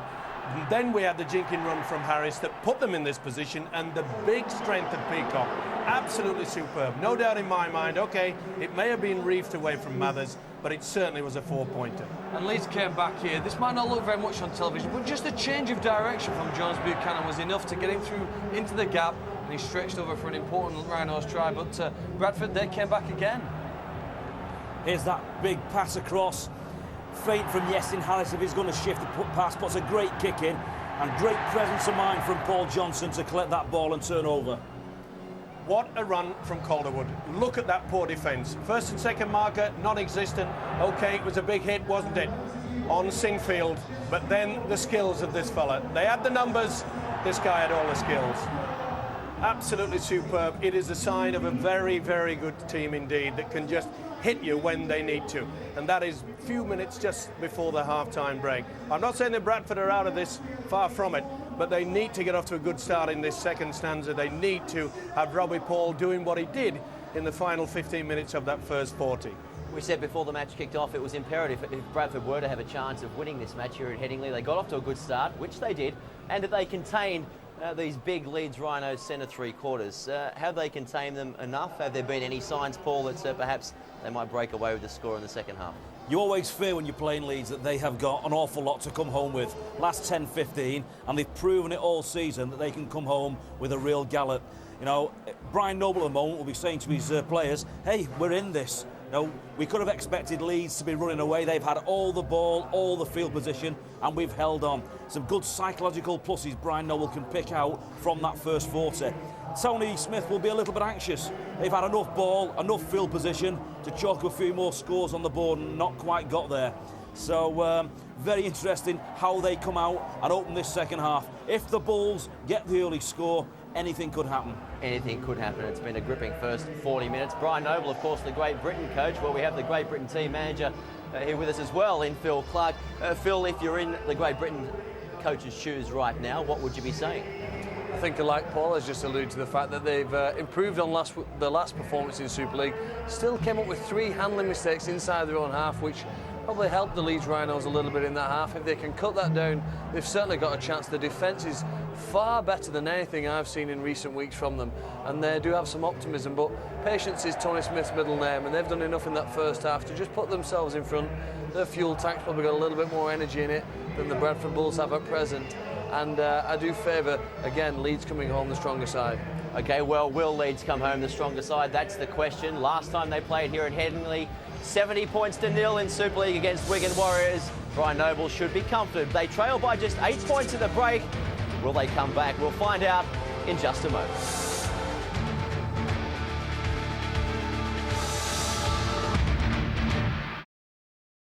This is one sporting event you should not miss. It's the decider this year's State of Origin series. It's one apiece. Queensland and New South Wales. Game 3 to be played at Suncorp Stadium in Brisbane. After 25 years, it is still all square. Join us on Sky Sports 1 Wednesday, live from 10:30 a.m. We'll also show replays if you can't see it live. Also, Sky Sports 1 from 3:30 p.m. and 9 p.m. in the evening. Right now, Headingley, a capacity crowd, and Bradford, they were first out. Leeds have also joined them. We're about to kick off for the second half. The Bulls are trailing 18 points to 10 as we hand over to your commentary team. Paul Cullen, Phil Clark and Steve-O are joined by Bill Arthur. Leeds have dominated this fixture in the last 2 seasons, winning 4 of the 5 games between the two sides, including an emphatic 42-12 win at Odsal in March, and they're heading for another victory here tonight unless the Bulls can pull something out in the second half. They trail 18-10, and Stuart Fielden maybe indicating the determination in this Bulls camp to try and do something about it. I think it's important that Bradford realise that what they produce in the last 15 minutes, being orchestrated by the standoff Robbie Paul, certainly created a few problems for the Leeds defence. Leeds fans thought they'd seen a little bobble from Robbie Paul then, but it hit his foot, said Ashley Klein. Here is Robbie Paul again, scoops the ball up one-handed and then tries to dart through the middle, but he's got Maguire on his back. It's on the last, and Deacon puts a kick in. The chase is strong from the Bulls, pinning Richie Mathers down, but Mathers doing well. Good position by the Leeds full-back, it had to be as well, but pretty solid build up there, nice little kick, pretty good chase from the Bulls as well. It's important now, a couple of times they were caught out in that first and second marker position. Remember, just before the half-time break, they allowed Calderwood to run nearly 20 metres, put them in a position, and it was Maguire that finished that off. Here is Maguire again. Robbie Paul with the tackle and making sure that Maguire stays on the deck. Pushing his luck there. Mathers. 36th consecutive game from Richie Mathers as he comes across the field. At the Coliseum, Wigan have got their noses in front, 14 points to 10. Sinfield has time to find space for the kick, and Withers so good under the ball there. He's a very good cricketer. He's a great pair of hands, as Mike Withers. I've seen him fielding on a cricket pitch, and he takes a catch on a cricket pitch as confidently as he does that rugby ball there. Rob Parker over the 40-metre line. Again, Bradford, they've got to ask a few questions. They've got to take on this one-line defence. And it's that combination, Justin Harris, dummy half there. Oh, and Harris slips through the gap, and here is Withers now. He's looking for some support. Fielden was on his inside. He went the other direction. And he's still going round. Well, Fielden was on his right-hand side. It's on the last. Now Harris bombs the ball out wide. Ben Harris it is now, flips the ball to Reardon. Reardon coming back in field, still going, Stuart Reardon. The ball clutched in that left hand, and Deacon now. Parker steps back in field, still on the last. They're keeping the ball alive. It's with Robbie Paul now. Paul looking for somebody out wide and slits that ball in between the Rhinos players, but eventually it runs out of play. Touch judges run on. There's been someone there held back. Well, we might get a penalty here for the Bulls. Well, that was inventive from the Bradford Bulls to keep that ball alive. Well, they tested their arm, and it was this man, Robbie Paul, that took it right into the corner. Yeah, there's interference there. Neat little push through. You can see there, Maguire pushed him. Well, it looked a bit innocuous, that. Not to the touch judge. He said that he pushed him over the whitewash. Well, this is a great opportunity early in this second half. Just 4 minutes gone for the Bulls to examine this Rhinos defence and cut the gap once more. Here is Fielden. Well, this is just the start that they needed. I mentioned at half-time, Bill, that, you know, they get off to a good start, can't allow Leeds to have any possession at all, and that's why it's so important now that the Bulls make sure they get consecutive sets of 6 if they can. Harris trying to go on his own. Runs straight into the combined muscle of Jones Buchanan and Barry McDermott. Now here's Deacon. Radford has Parker coming back on his inside, but he takes the tackle from Andrew Doonham, and Chev Walker there as well. Parker to Fielden. Battering ram approach. Robbie Paul scoops the ball up again. Deacon slides the kick through once more, and it holds up nicely for Maguire, but they're going to get another set of 6. That's exactly what the doctor ordered, and even Brian Noble was happy with that. That's what they needed, and they've got it. Apply that pressure. The break from Withers, absolutely wonderful, wasn't it? He had them on the right-hand side, just went the wrong way, and Justin Harris screaming for the football. Either way, to make that break builds the confidence, sets the old brain box running around in the heads of these Leeds players. They know they're in a game now. Reardon again carrying that ball one-handed in the left hand, and that's an adventurous approach. Here's Andy Lynch. Lynch just flips that ball out of the tackle. Robbie Paul wasn't really expecting it, but he was alert. And here is Justin Harris drifting across the field and then drops the ball off to Rob Parker. Parker is taken high by Ali Laverty. Penalty. High shot. No doubt about it. Call it the grapple tackle, call it whatever you like, but it's painful. Bill, great test here now for the Leeds Rhinos. You can see they're all revving one another up. They've conceded 2 penalties and a goal line dropout. Big test here, and they're asking themselves, are we up to this? We'll soon find out. So they're on that 20-metre line of the Bradford Bulls. Deacon fires the ball wide to Harris. Numbers out wide there where Peacock takes the tackle. Flick the ball. He wanted it. Well, that was a gift. And really, Peacock should be furious. We know he's the skipper out there.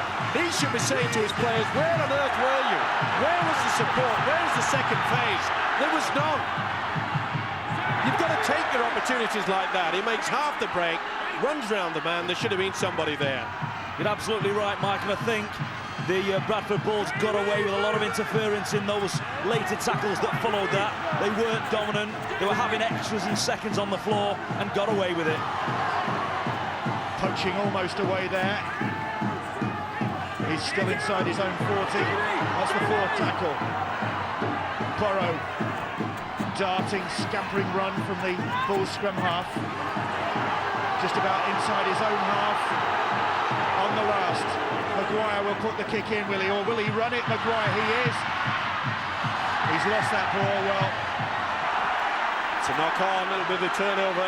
It was an adventurous approach from Danny Maguire, took it on his shoulders. Well, they applied the pressure, and it was Robbie Paul. It really should have been a kick. Tony Smith will be furious. He'll get the message out, say, what are we playing at? We're only 8 points in front. No fancy pants at the moment. Sheer hard work. Carl Pratt, former Leeds Rhino. Oh, what a hit! Oh, but I tell you what, Willie Poaching felt that as well. Lee Radford gets up. It's Willie Poaching, I think, who's come out of that the worst. Well, it really is. Oh. Boiling up nicely. He doesn't know where he is. Poaching has got no idea. It's come back for the Bulls, and Ben Harris has gone without it. What a golden opportunity. So many errors from the Bradford Bulls in this game.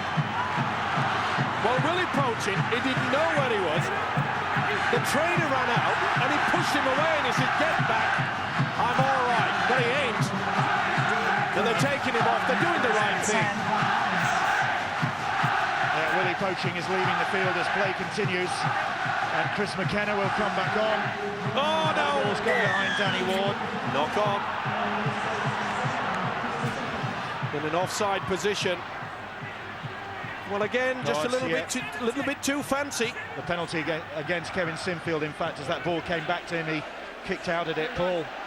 Absolutely right. You know, Leeds spent the first 8 minutes of this second half defending their try line. They've had 2 chances now to complete some sets, get to the Bradford end of the field, take the pressure off, and they bomb those 2 sets. Missed the kick with Danny Maguire, and Kevin Sinfield turns and puts the ball on the floor.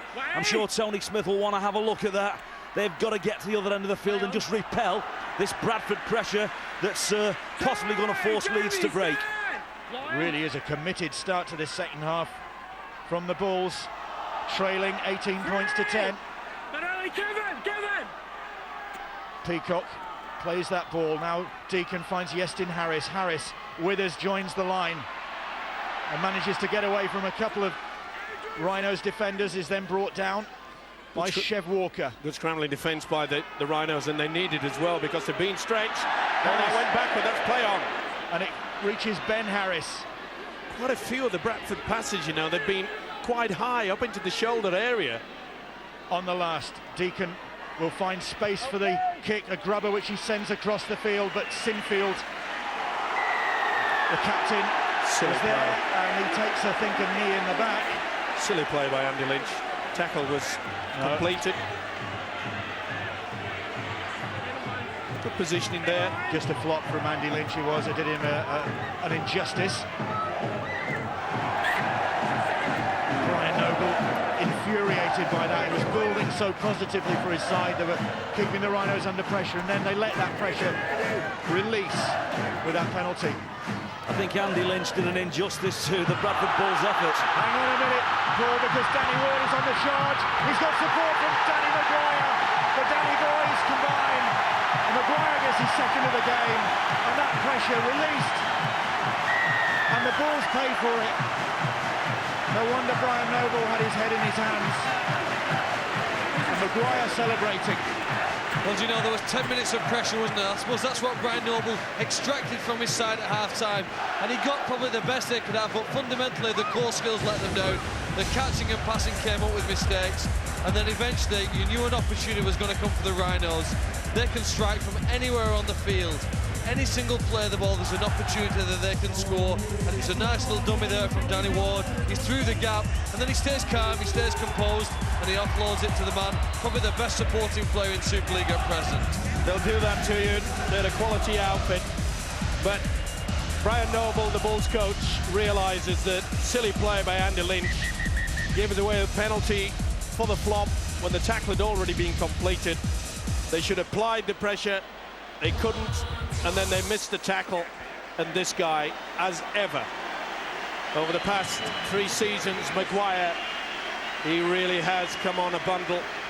Tony Smith knows his advantage, we said, and we often say the quality of the bench can tip the game. Ashley Klein was absolutely right with that decision. Wasn't anything dominant about the tackle at all. Brad Myers went over the top, and Andy Lynch just came in, a very late flop, and that was just the breathing point that the Leeds Rhino need. They were getting battered on their own try line. 10 minutes of good ball, good field position for the Bradford Bulls. 1 cheap penalty, and they've gone the full length and took the game off them. Well, 3rd successive game that Danny Maguire has bagged a couple of tries, so he's just as dangerous coming off the bench. And Kevin Sinfield has, as you saw, added the extras, and 24-10 now in favour of the Rhinos. Well, the London Broncos kept the Rhinos at bay in the Cup last weekend, but they couldn't stop the Rhinos running away with it in the end. And is this going to be a similar story? They managed 20 unanswered points, Bill, in the last 30 minutes. That's how dominant they were last week, and with that sort of try there from Maguire, there's every chance they could do it again. Wagner and Henderson have returned. There is Ian Henderson. Got to be careful though, Leeds. They don't just go to sleep. You know, okay, 14-point lead. You'd think that the quality that they've got throughout this outfit, but we saw in the first half that Bradford will not, and I repeat, will not give in. Carl Pratt underneath that one, and he manages to collect it. That was over the shoulders from Chev Walker. Here is Withers. Well, I think it's time, Bill, that I sent a little bit of a cheerio to my old mate Eddie. Our thoughts are with you, mate.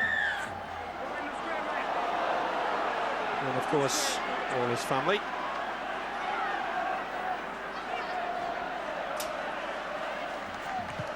Penalty goes the Bulls' way. And it's an opportunity for them to once more put a bit of pressure on this Rhinos defence. Can they turn it into something concrete this time? Henderson, well, what an introduction he's had to this Super League competition, just how competitive it is, and what wonderful atmosphere you get on nights like this. And the Bulls have got another penalty. Surely they've got to punch it into the corner, or even go to the tap. Looks like they're going for the tap. They're tapping it. And Johnson eager to take that ball off Henderson. Henderson now drifting across the field. Harris, numbers out wide, beautifully picked up by Ben Harris. What a take! The ball dipping down by his toes. Reardon fancies his chances on his own, trying to use his footwork. Going nowhere, Stuart Reardon. He's tackled by Keith Senior. Ashley Klein's screaming at Senior not to delay the tackle. Deacon, Fielden, Walker's in there ferociously to make the tackle. He's been wonderful in defence, you know, Chev Walker's picked out his man.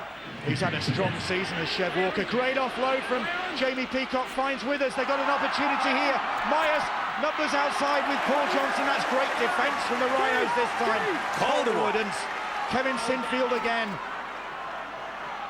Henderson, booming pass that time from Deacon. Withers. Deacon once more.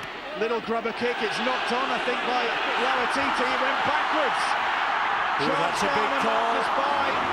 Big call, great tackle there as well. Stuart Reardon had to be there. Well, they played it. Lauatiti definitely played it that, and he went forward. Well, if they scored a try here, Brian Noble will be absolutely furious. Of course it's a knock on, Brian. We saw it. Man with a whistle did. Ooh, that is possibly a big moment in this game, and then the penalty to compound the Bulls' fury is given against them. Brad Myers, the man penalised. Interference at the play of the ball. Well, there's been a lot of press about the Bradford side receiving pretty rough treatment at times with the officials. And I must say, that really was a bad one. Ashley Klein should have picked that up. It was quite easy as far as I was concerned. Lautiti did definitely play the ball and knocked it forward. Is Ryan Bailey. Tackled by Ben Harris. Bailey getting to his feet a bit awkwardly there, nursing a bang to the back. Meanwhile, Senior has gone without that one. That went backwards as well. And here's Marcus Bye. Tackled by Ian Henderson. There's a trio of Hendersons playing over here at the moment. Andy at Castleford, brother Kevin just signed by Wakefield Trinity Wildcats. Great offload by Chris McKenna. Across the field comes Robbie Burrow. Danny Ward, and Ward goes without it. Golden opportunity there. The referee, I think, is going to go to the screen as well, how that ball came loose. He feels as though it was Danny Ward thinks that it's actually been reefed away. If that's the case, then this could be an unusual try. Neat little offload, wasn't it? No, it was reefed down, so that's play on. Ben Harris it was. It's play on. Deliberately going for the ball. That is Ben Harris in with the challenge there. That's play on. No one is in front. Lautiti is behind. Withers makes a right mess of it. What was I saying about a great pair of hands? And who comes up, but has he been held back? Now then, as Lautiti pulled him back. That's what they look for here. Definitely reefed out. Play on. That's play on. That went backwards. He's pulled him back. He has. This will be a penalty to Bradford, and wonderful relief. Duneman pouncing on that ball, but I don't think he's going to get credited with that. Well, they can't give this, surely. Quite clear that number 11, Lautiti, has pulled the full-back back. No try. Oh, he's on form tonight. Don't look so shocked. So that's a let-off for the Bulls, and maybe justice done in certain respect, given the build-up to that incident. Yeah, I suppose what Brian Noble will be asking now of himself and looking at what he's got left on his bench. They probably now, for the last few minutes, have dropped flat as Wigan have really kicked on there now. 24 points to 10 in front. But the Bradford side, again, they've played well in the second half, but they need to continue at that pace and intensity. Can they continue that way? 24-10 at the Coliseum. It's 24-10 here at Headingley to the Leeds Rhinos at the moment. The Bulls certainly aren't out of this one, but they need something to get them back into the game soon to narrow that gap. Ben Harris, signed from the Canterbury Bulldogs a short while ago. Here is Yestin Harris, signed from Cardiff Rugby Union last July. Henderson again. He's impressed with the time that he's been on. He can't be match fit, but he's certainly put himself about. Oh, well spotted. Duneman knew that the ball was coming back on the inside. Henderson once more. Deacon manages to find a bit of room for that kick. It's a good one too. Calderwood coolly out of trouble there. Just makes a couple of metres into the field of play. Here's Chev Walker again. Amazing to think that Chev Walker's first game for the Rhinos was as a 16-year-old back in 1999. He's still only 22. But he looks a really experienced player now. He's playing better and better, isn't he? And I think he'll just continue to mature and improve over the next few years. The one thing that Bradford have had, though, this season at times is that they're still in this game. When they do play well, they're defending very well, aren't they? They're pushing up, they're working hard in defence. But in offence, when they have the ball, when it comes to attacking, they don't really threaten that much, or they haven't in this game, and they've been very reliant on Paul Deacon's little kicks. They've spent probably too much juice trying to recover ball and field position when they've knocked on quite lamely early on in the piece. They didn't look at the end of the field then, Phil, as if they were going to take that field position and come away with a score. There wasn't much left. Little kick from Deacon, and there was no one on the end of it, and no one looked like they were going to get on the end of it. And a half break there by Harris. That's what they need, just something to lift their spirits. Deacon. Here's Brad Myers, back in the side, having missed the last game through injury. Floats the ball out wide and comes to Reardon eventually. It's the fifth tackle. Well, they're completing their sets of the balls at the moment, but not putting anything potent on the end of it at the moment, though. Harris with the kick, and Pratt is chasing. He come off his knee. It'll be a dropout. Or was it? There's going to be a scrum down in favour of the Bradford Bulls. Yep. I thought it had gone dead in goal, but it hadn't. But certainly Calderwood was the last man to strike the football. More pressure. They need to score now. I think Bradford realise, and I'm sure Brian Noble, their coach, also feels that they know that Leeds have got that quality to score full-length tries, and that's why Bradford have to score now. Harris wide to Ben Harris, and Harris, the other Harris that is, gets over the line. Has he got the ball down to the referee's satisfaction? He has. Well, that was classic Bradford Bulls power play.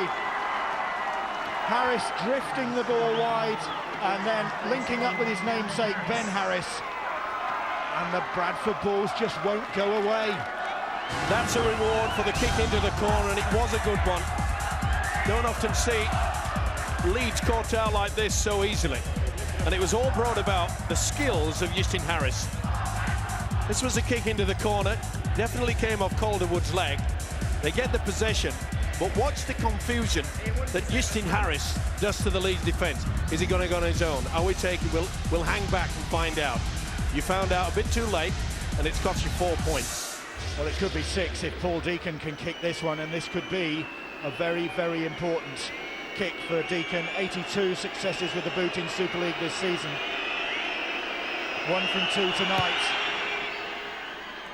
Oh, it's hit the upright, and Deacon looks to the skies, and that could be so important in what is turning out to be a very tight game. He's not had the best of nights goal kicking tonight, only 1 success from 3 attempts. But Ben Harris with that try at least has kept the Bradford Bulls in this game. Bill, they say that winners never quit, and Bradford Bulls have got a lot of winners in their squad.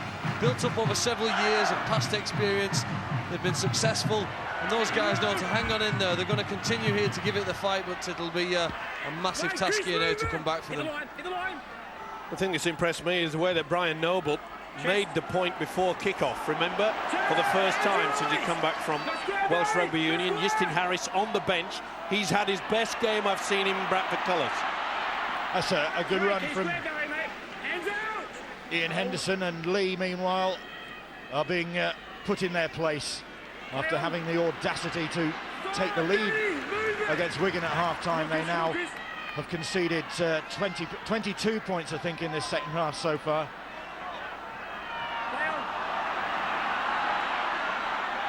It's well done by Jamie Peacock to offload that ball, and Deacon, well, he got away from Gareth Ellis there.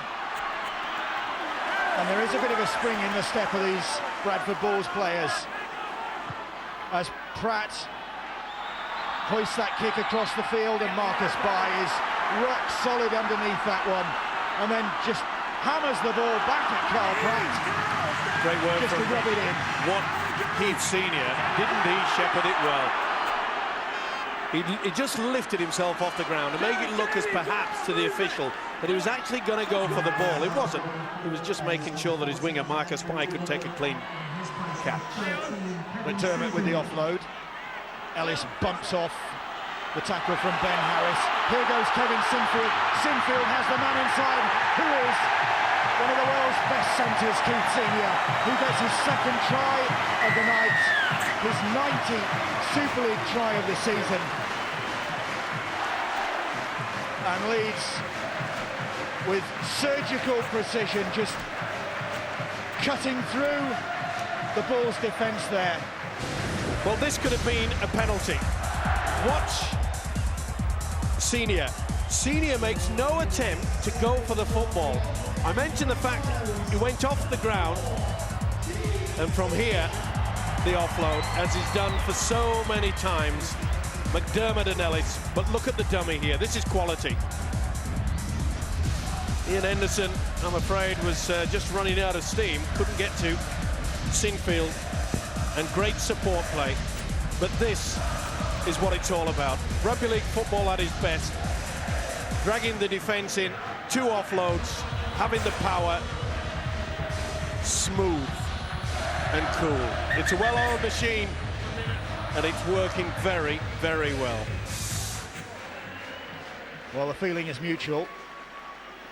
Kevin Sinfield with a formality for him as he bangs home conversion number 5 of the night. And Leeds stretching away now, 30 points to 14 they lead. Sinfield likes the sound of that. We made the point, Bill, that this outfit, Leeds Rhinos, have such ability to just turn what seems very, very basic rugby league football into something brilliant. It comes about by those neat little offloads. McDermott and Ellis, well, they were quite superb. You really do have to credit the Leeds go forward on the back of what was a hit and hope kick from Cal Pratt on that previous set. That charge from Marcus Bai, the one after by Danny Ward, bust the way through, one collision, won the speed of the play of the ball, and Kevin Sinfield opened them up on the back of it. Titi was looking for a penalty there, but referee Ashley Klein just suggesting he gets to his feet and plays that ball. The amazing thing is, Bill, the ability of this Leeds outfit. How many times do they score tries down that very short blind? They can do it. They've got 2 big centres, Chev Walker, Keith Senior. Why not? Burrow with the kick, and it's a good one. It's going to force Withers to come from deep, from inside his in-goal area, and not get very far, because the chase was good from Marcus Bai. Beautiful stuff. The crowd love it when Big Barry starts throwing his weight about. That's why Jamie Peacock captained Steve-O, because he wanted to get back, put his hand up and take that. That's a very tough run in rugby league. Near your own line, defence sprinting up at you, and trapped him here now into what? Into a 20-metre zone in 4 tackles. Henderson changing the direction, and Bradford making a few more yards. It's Jamie Langley, I beg his pardon. That's a great defensive set from the Leeds Rhinos. Bradford having to kick the ball from the 25-metre. Oh, Richie Nazar goes through a slip, and this time Calderwood. Oh, he had Senior should have shoulder, crying out for a hat-trick, and he took it himself. It could still be Senior's chance. Sinfield takes the tackle. The balls really are on the ropes now. Here is Mathers once more. McDermott. Dummy from Barry. Well, McDermott's on a roll. Almost heading for a personal best in try-scoring terms this season, Barry McDermott. Fielden and McDermott, they were having a little bit of a headbutting. Latiti. That was a formality. Ali Latiti gets another try, and he does float like a butterfly, this guy. Certainly does. He's got hands like a butterfly's wings. Well, they're large. Not so sure I've seen many large butterfly wings, but it doesn't matter. You know, this guy was brought to Leeds to create tries, and he has this wonderful ability to ensure that he can score them, but put it down to an absolutely beautiful little offload from Rob Barrow. This is the little butting competition. Friendly, of course. But what about the pass? Absolutely superb. Steve-O, the long pass in rugby league is the glamorous one that the fans love to see, but the short one is always more dangerous. It's a simpler one, it's more effective, and if you can find the man in the hole in the right timing, it usually comes up with a good result. Another success for Kevin Sinfield. Well, capacity crowd here, over 21,000, and they have been treated to a magnificent display of rugby league.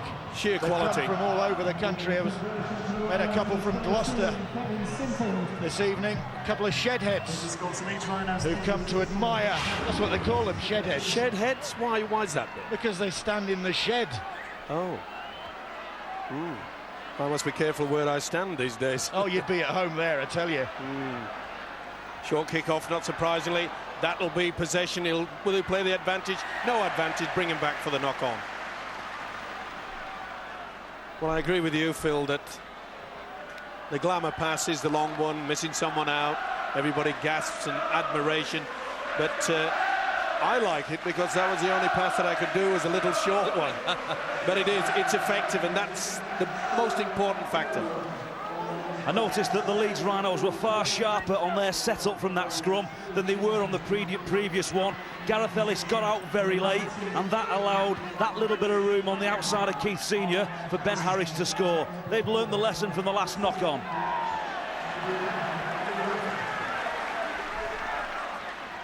Well, into the final 10 minutes of this one, and looks as though the Bulls are heading for another defeat at the hands of their arch rivals, and Leeds really do hold the whip hand in meetings between these two at the moment. Of course, the small matter of last year's grand final.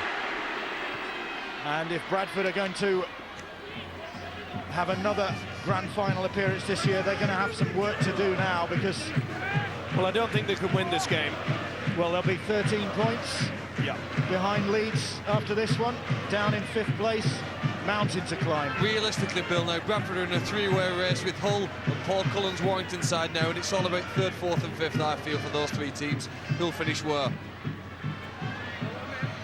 I'm sure Paul Cullen would like to think, as Brad Myers comes up with that ball, Paul Cullen would like to think it'll be Warrington in 3rd place, and Myers gets the try.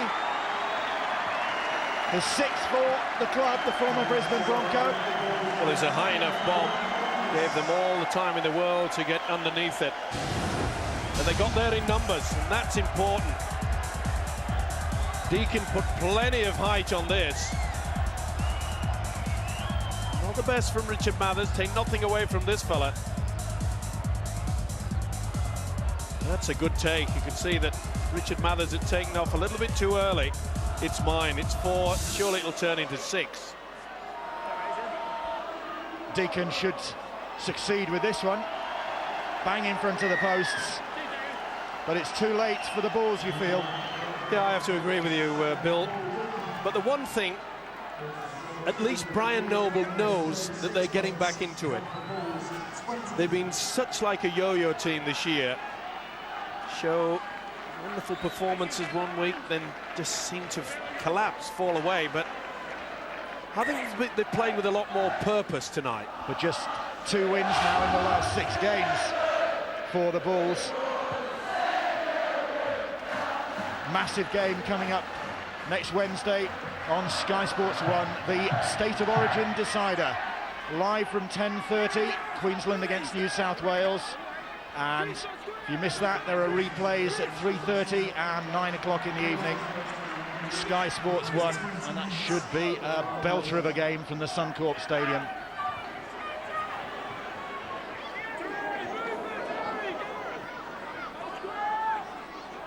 Myers, the try scorer, plays that ball. Here is Robbie Paul.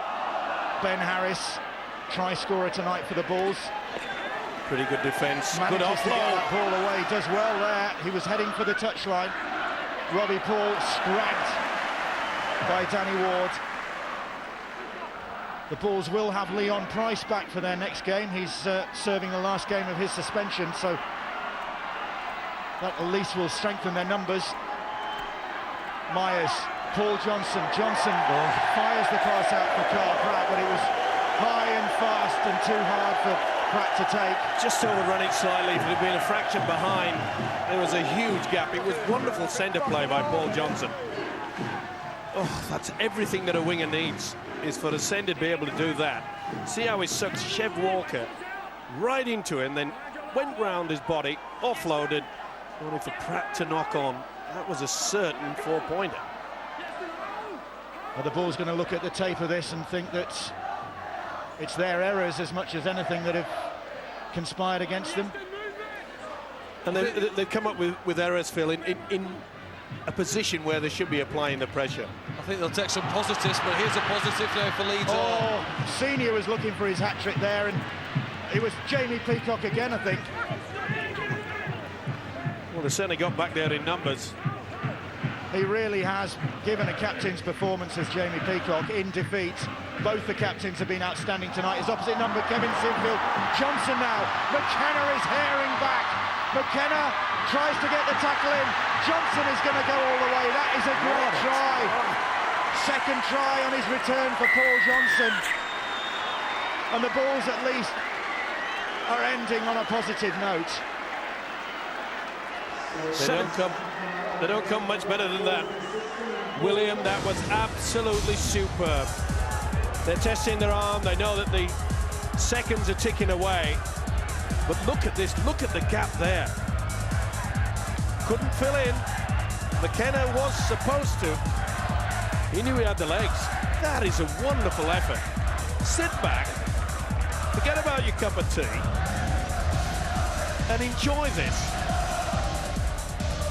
Looking, anyone around? Not the best attempt. Fully deserved. Deacon, another success. It's 36-26, just 10 points in it, but time is running out for the Bulls. But Paul Johnson has certainly marked his return in style. 2 tries, missed the last 15 games, and they'll be glad to have PJ back. And Deacon, of course, has missed a few kicks tonight. That could have narrowed the gap still further.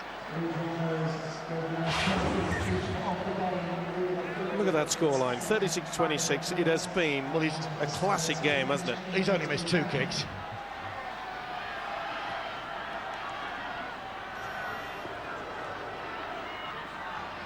Four minutes to go. 3.5 minutes to go. And Fielden involved in a wrestle there. Robbie Paul pinging off the Rhinos defenders. They're deep inside their own 20. Ben Harris has lost that ball. It's gone backwards.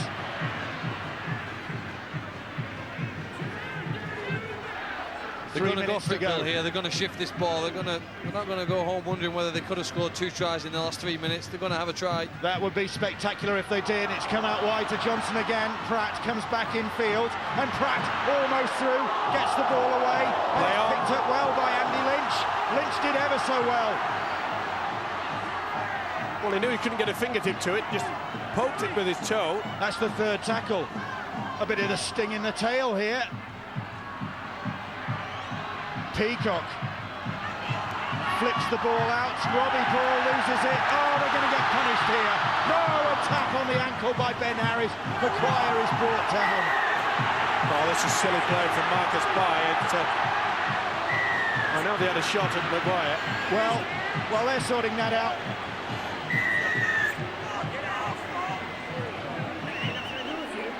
And Stuart Fielden looking daggers at the opposition, and it's still going on. The referee's stopped the clock, has he? No.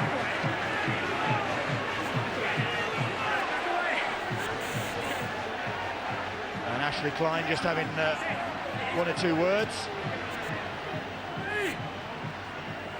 Some pretty fierce faces there.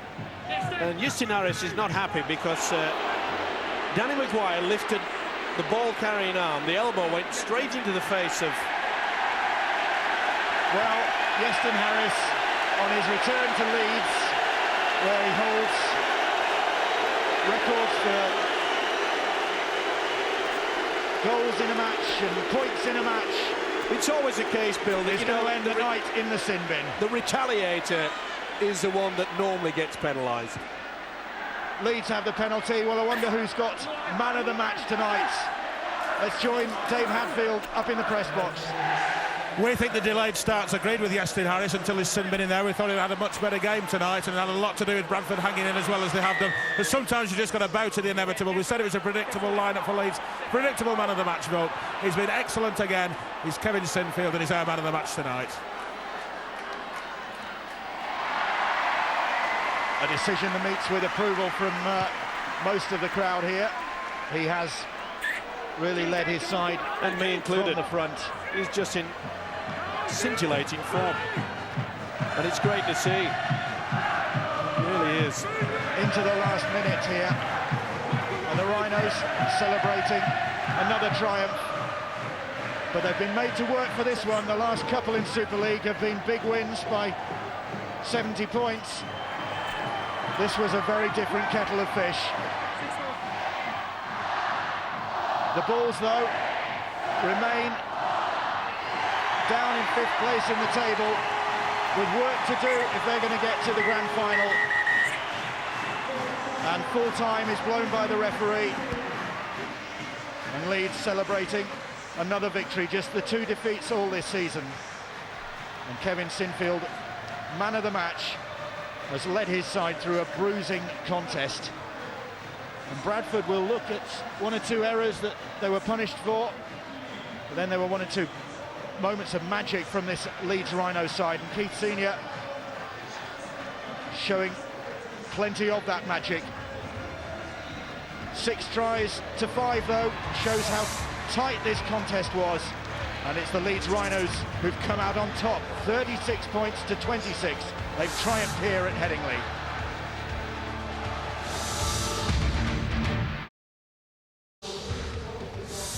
So full time at Headingley, an enthralling contest. They led by 18 points to 10 at half time, did Leeds Rhinos, and they powered away with it in the end, but just winning by the 10-point margin, 36 points to 26. Maguire Senior both with a brace. Jones, Buchanan, Lauatiti also crossing. Sinfield 6 off the boot. A great performance by the Leeds captain. And for Bradford, Johnson back from injury with 2 tries. Peacock, Ben Harris, Brad Myers also crossing. Paul Deacon with the 3 goals. 36 points to 26. Well, the man who has won the watch and the man of the match, he is now talking with Ben Pro, who also spoke with the winning coach, Tony Smith. Kevin, congratulations, man of the match performance, but the Bulls made it difficult for you, didn't they?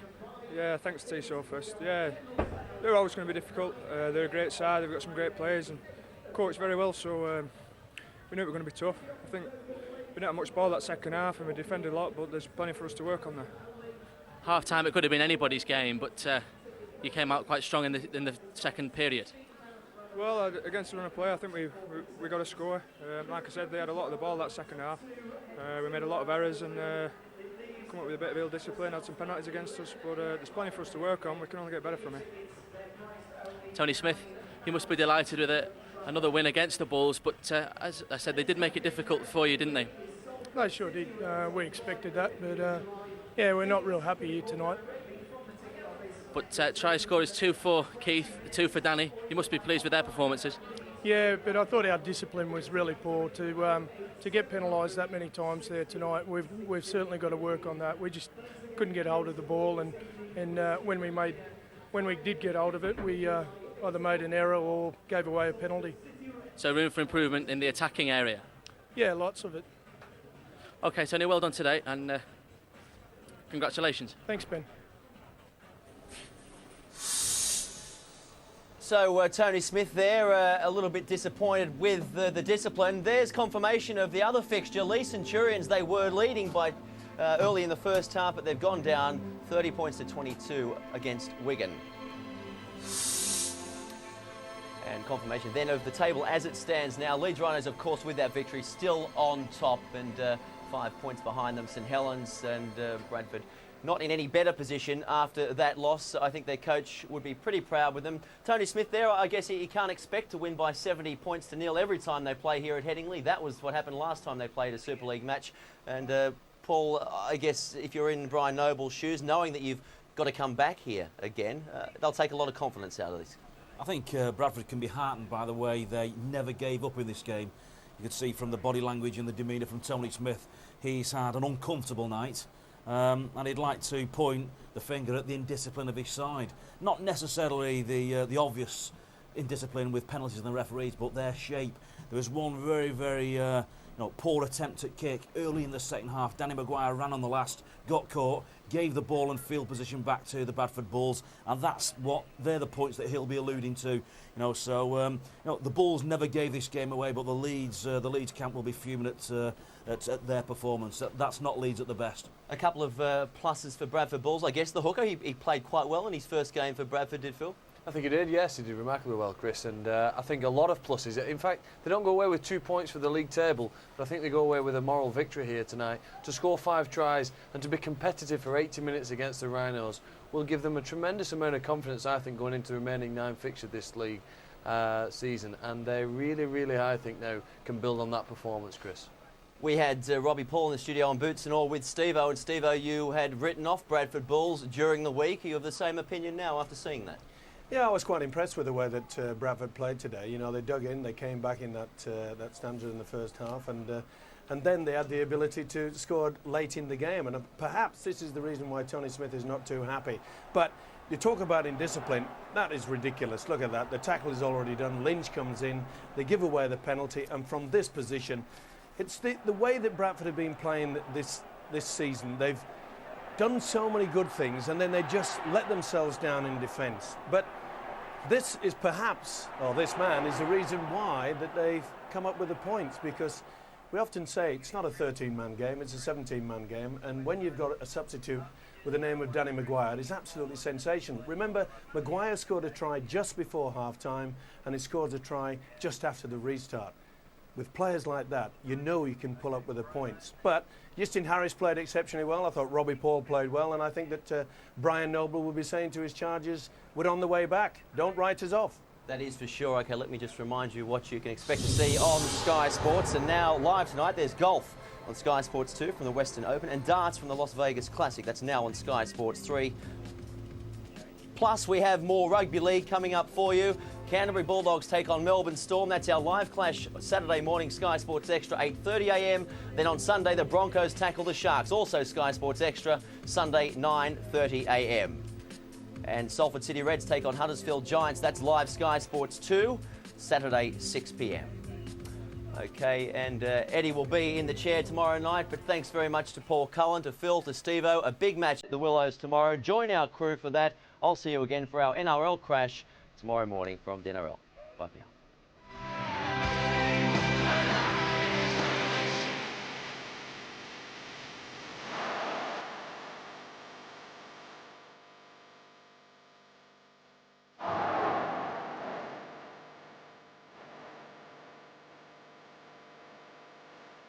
Goes left, very near, the senior. Peacock steps away, he's going to go all the way, Jamie Peacock.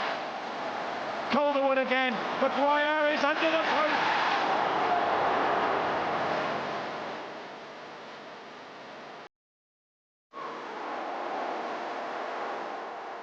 The Danny boys combine. Maguire gets his second of the game.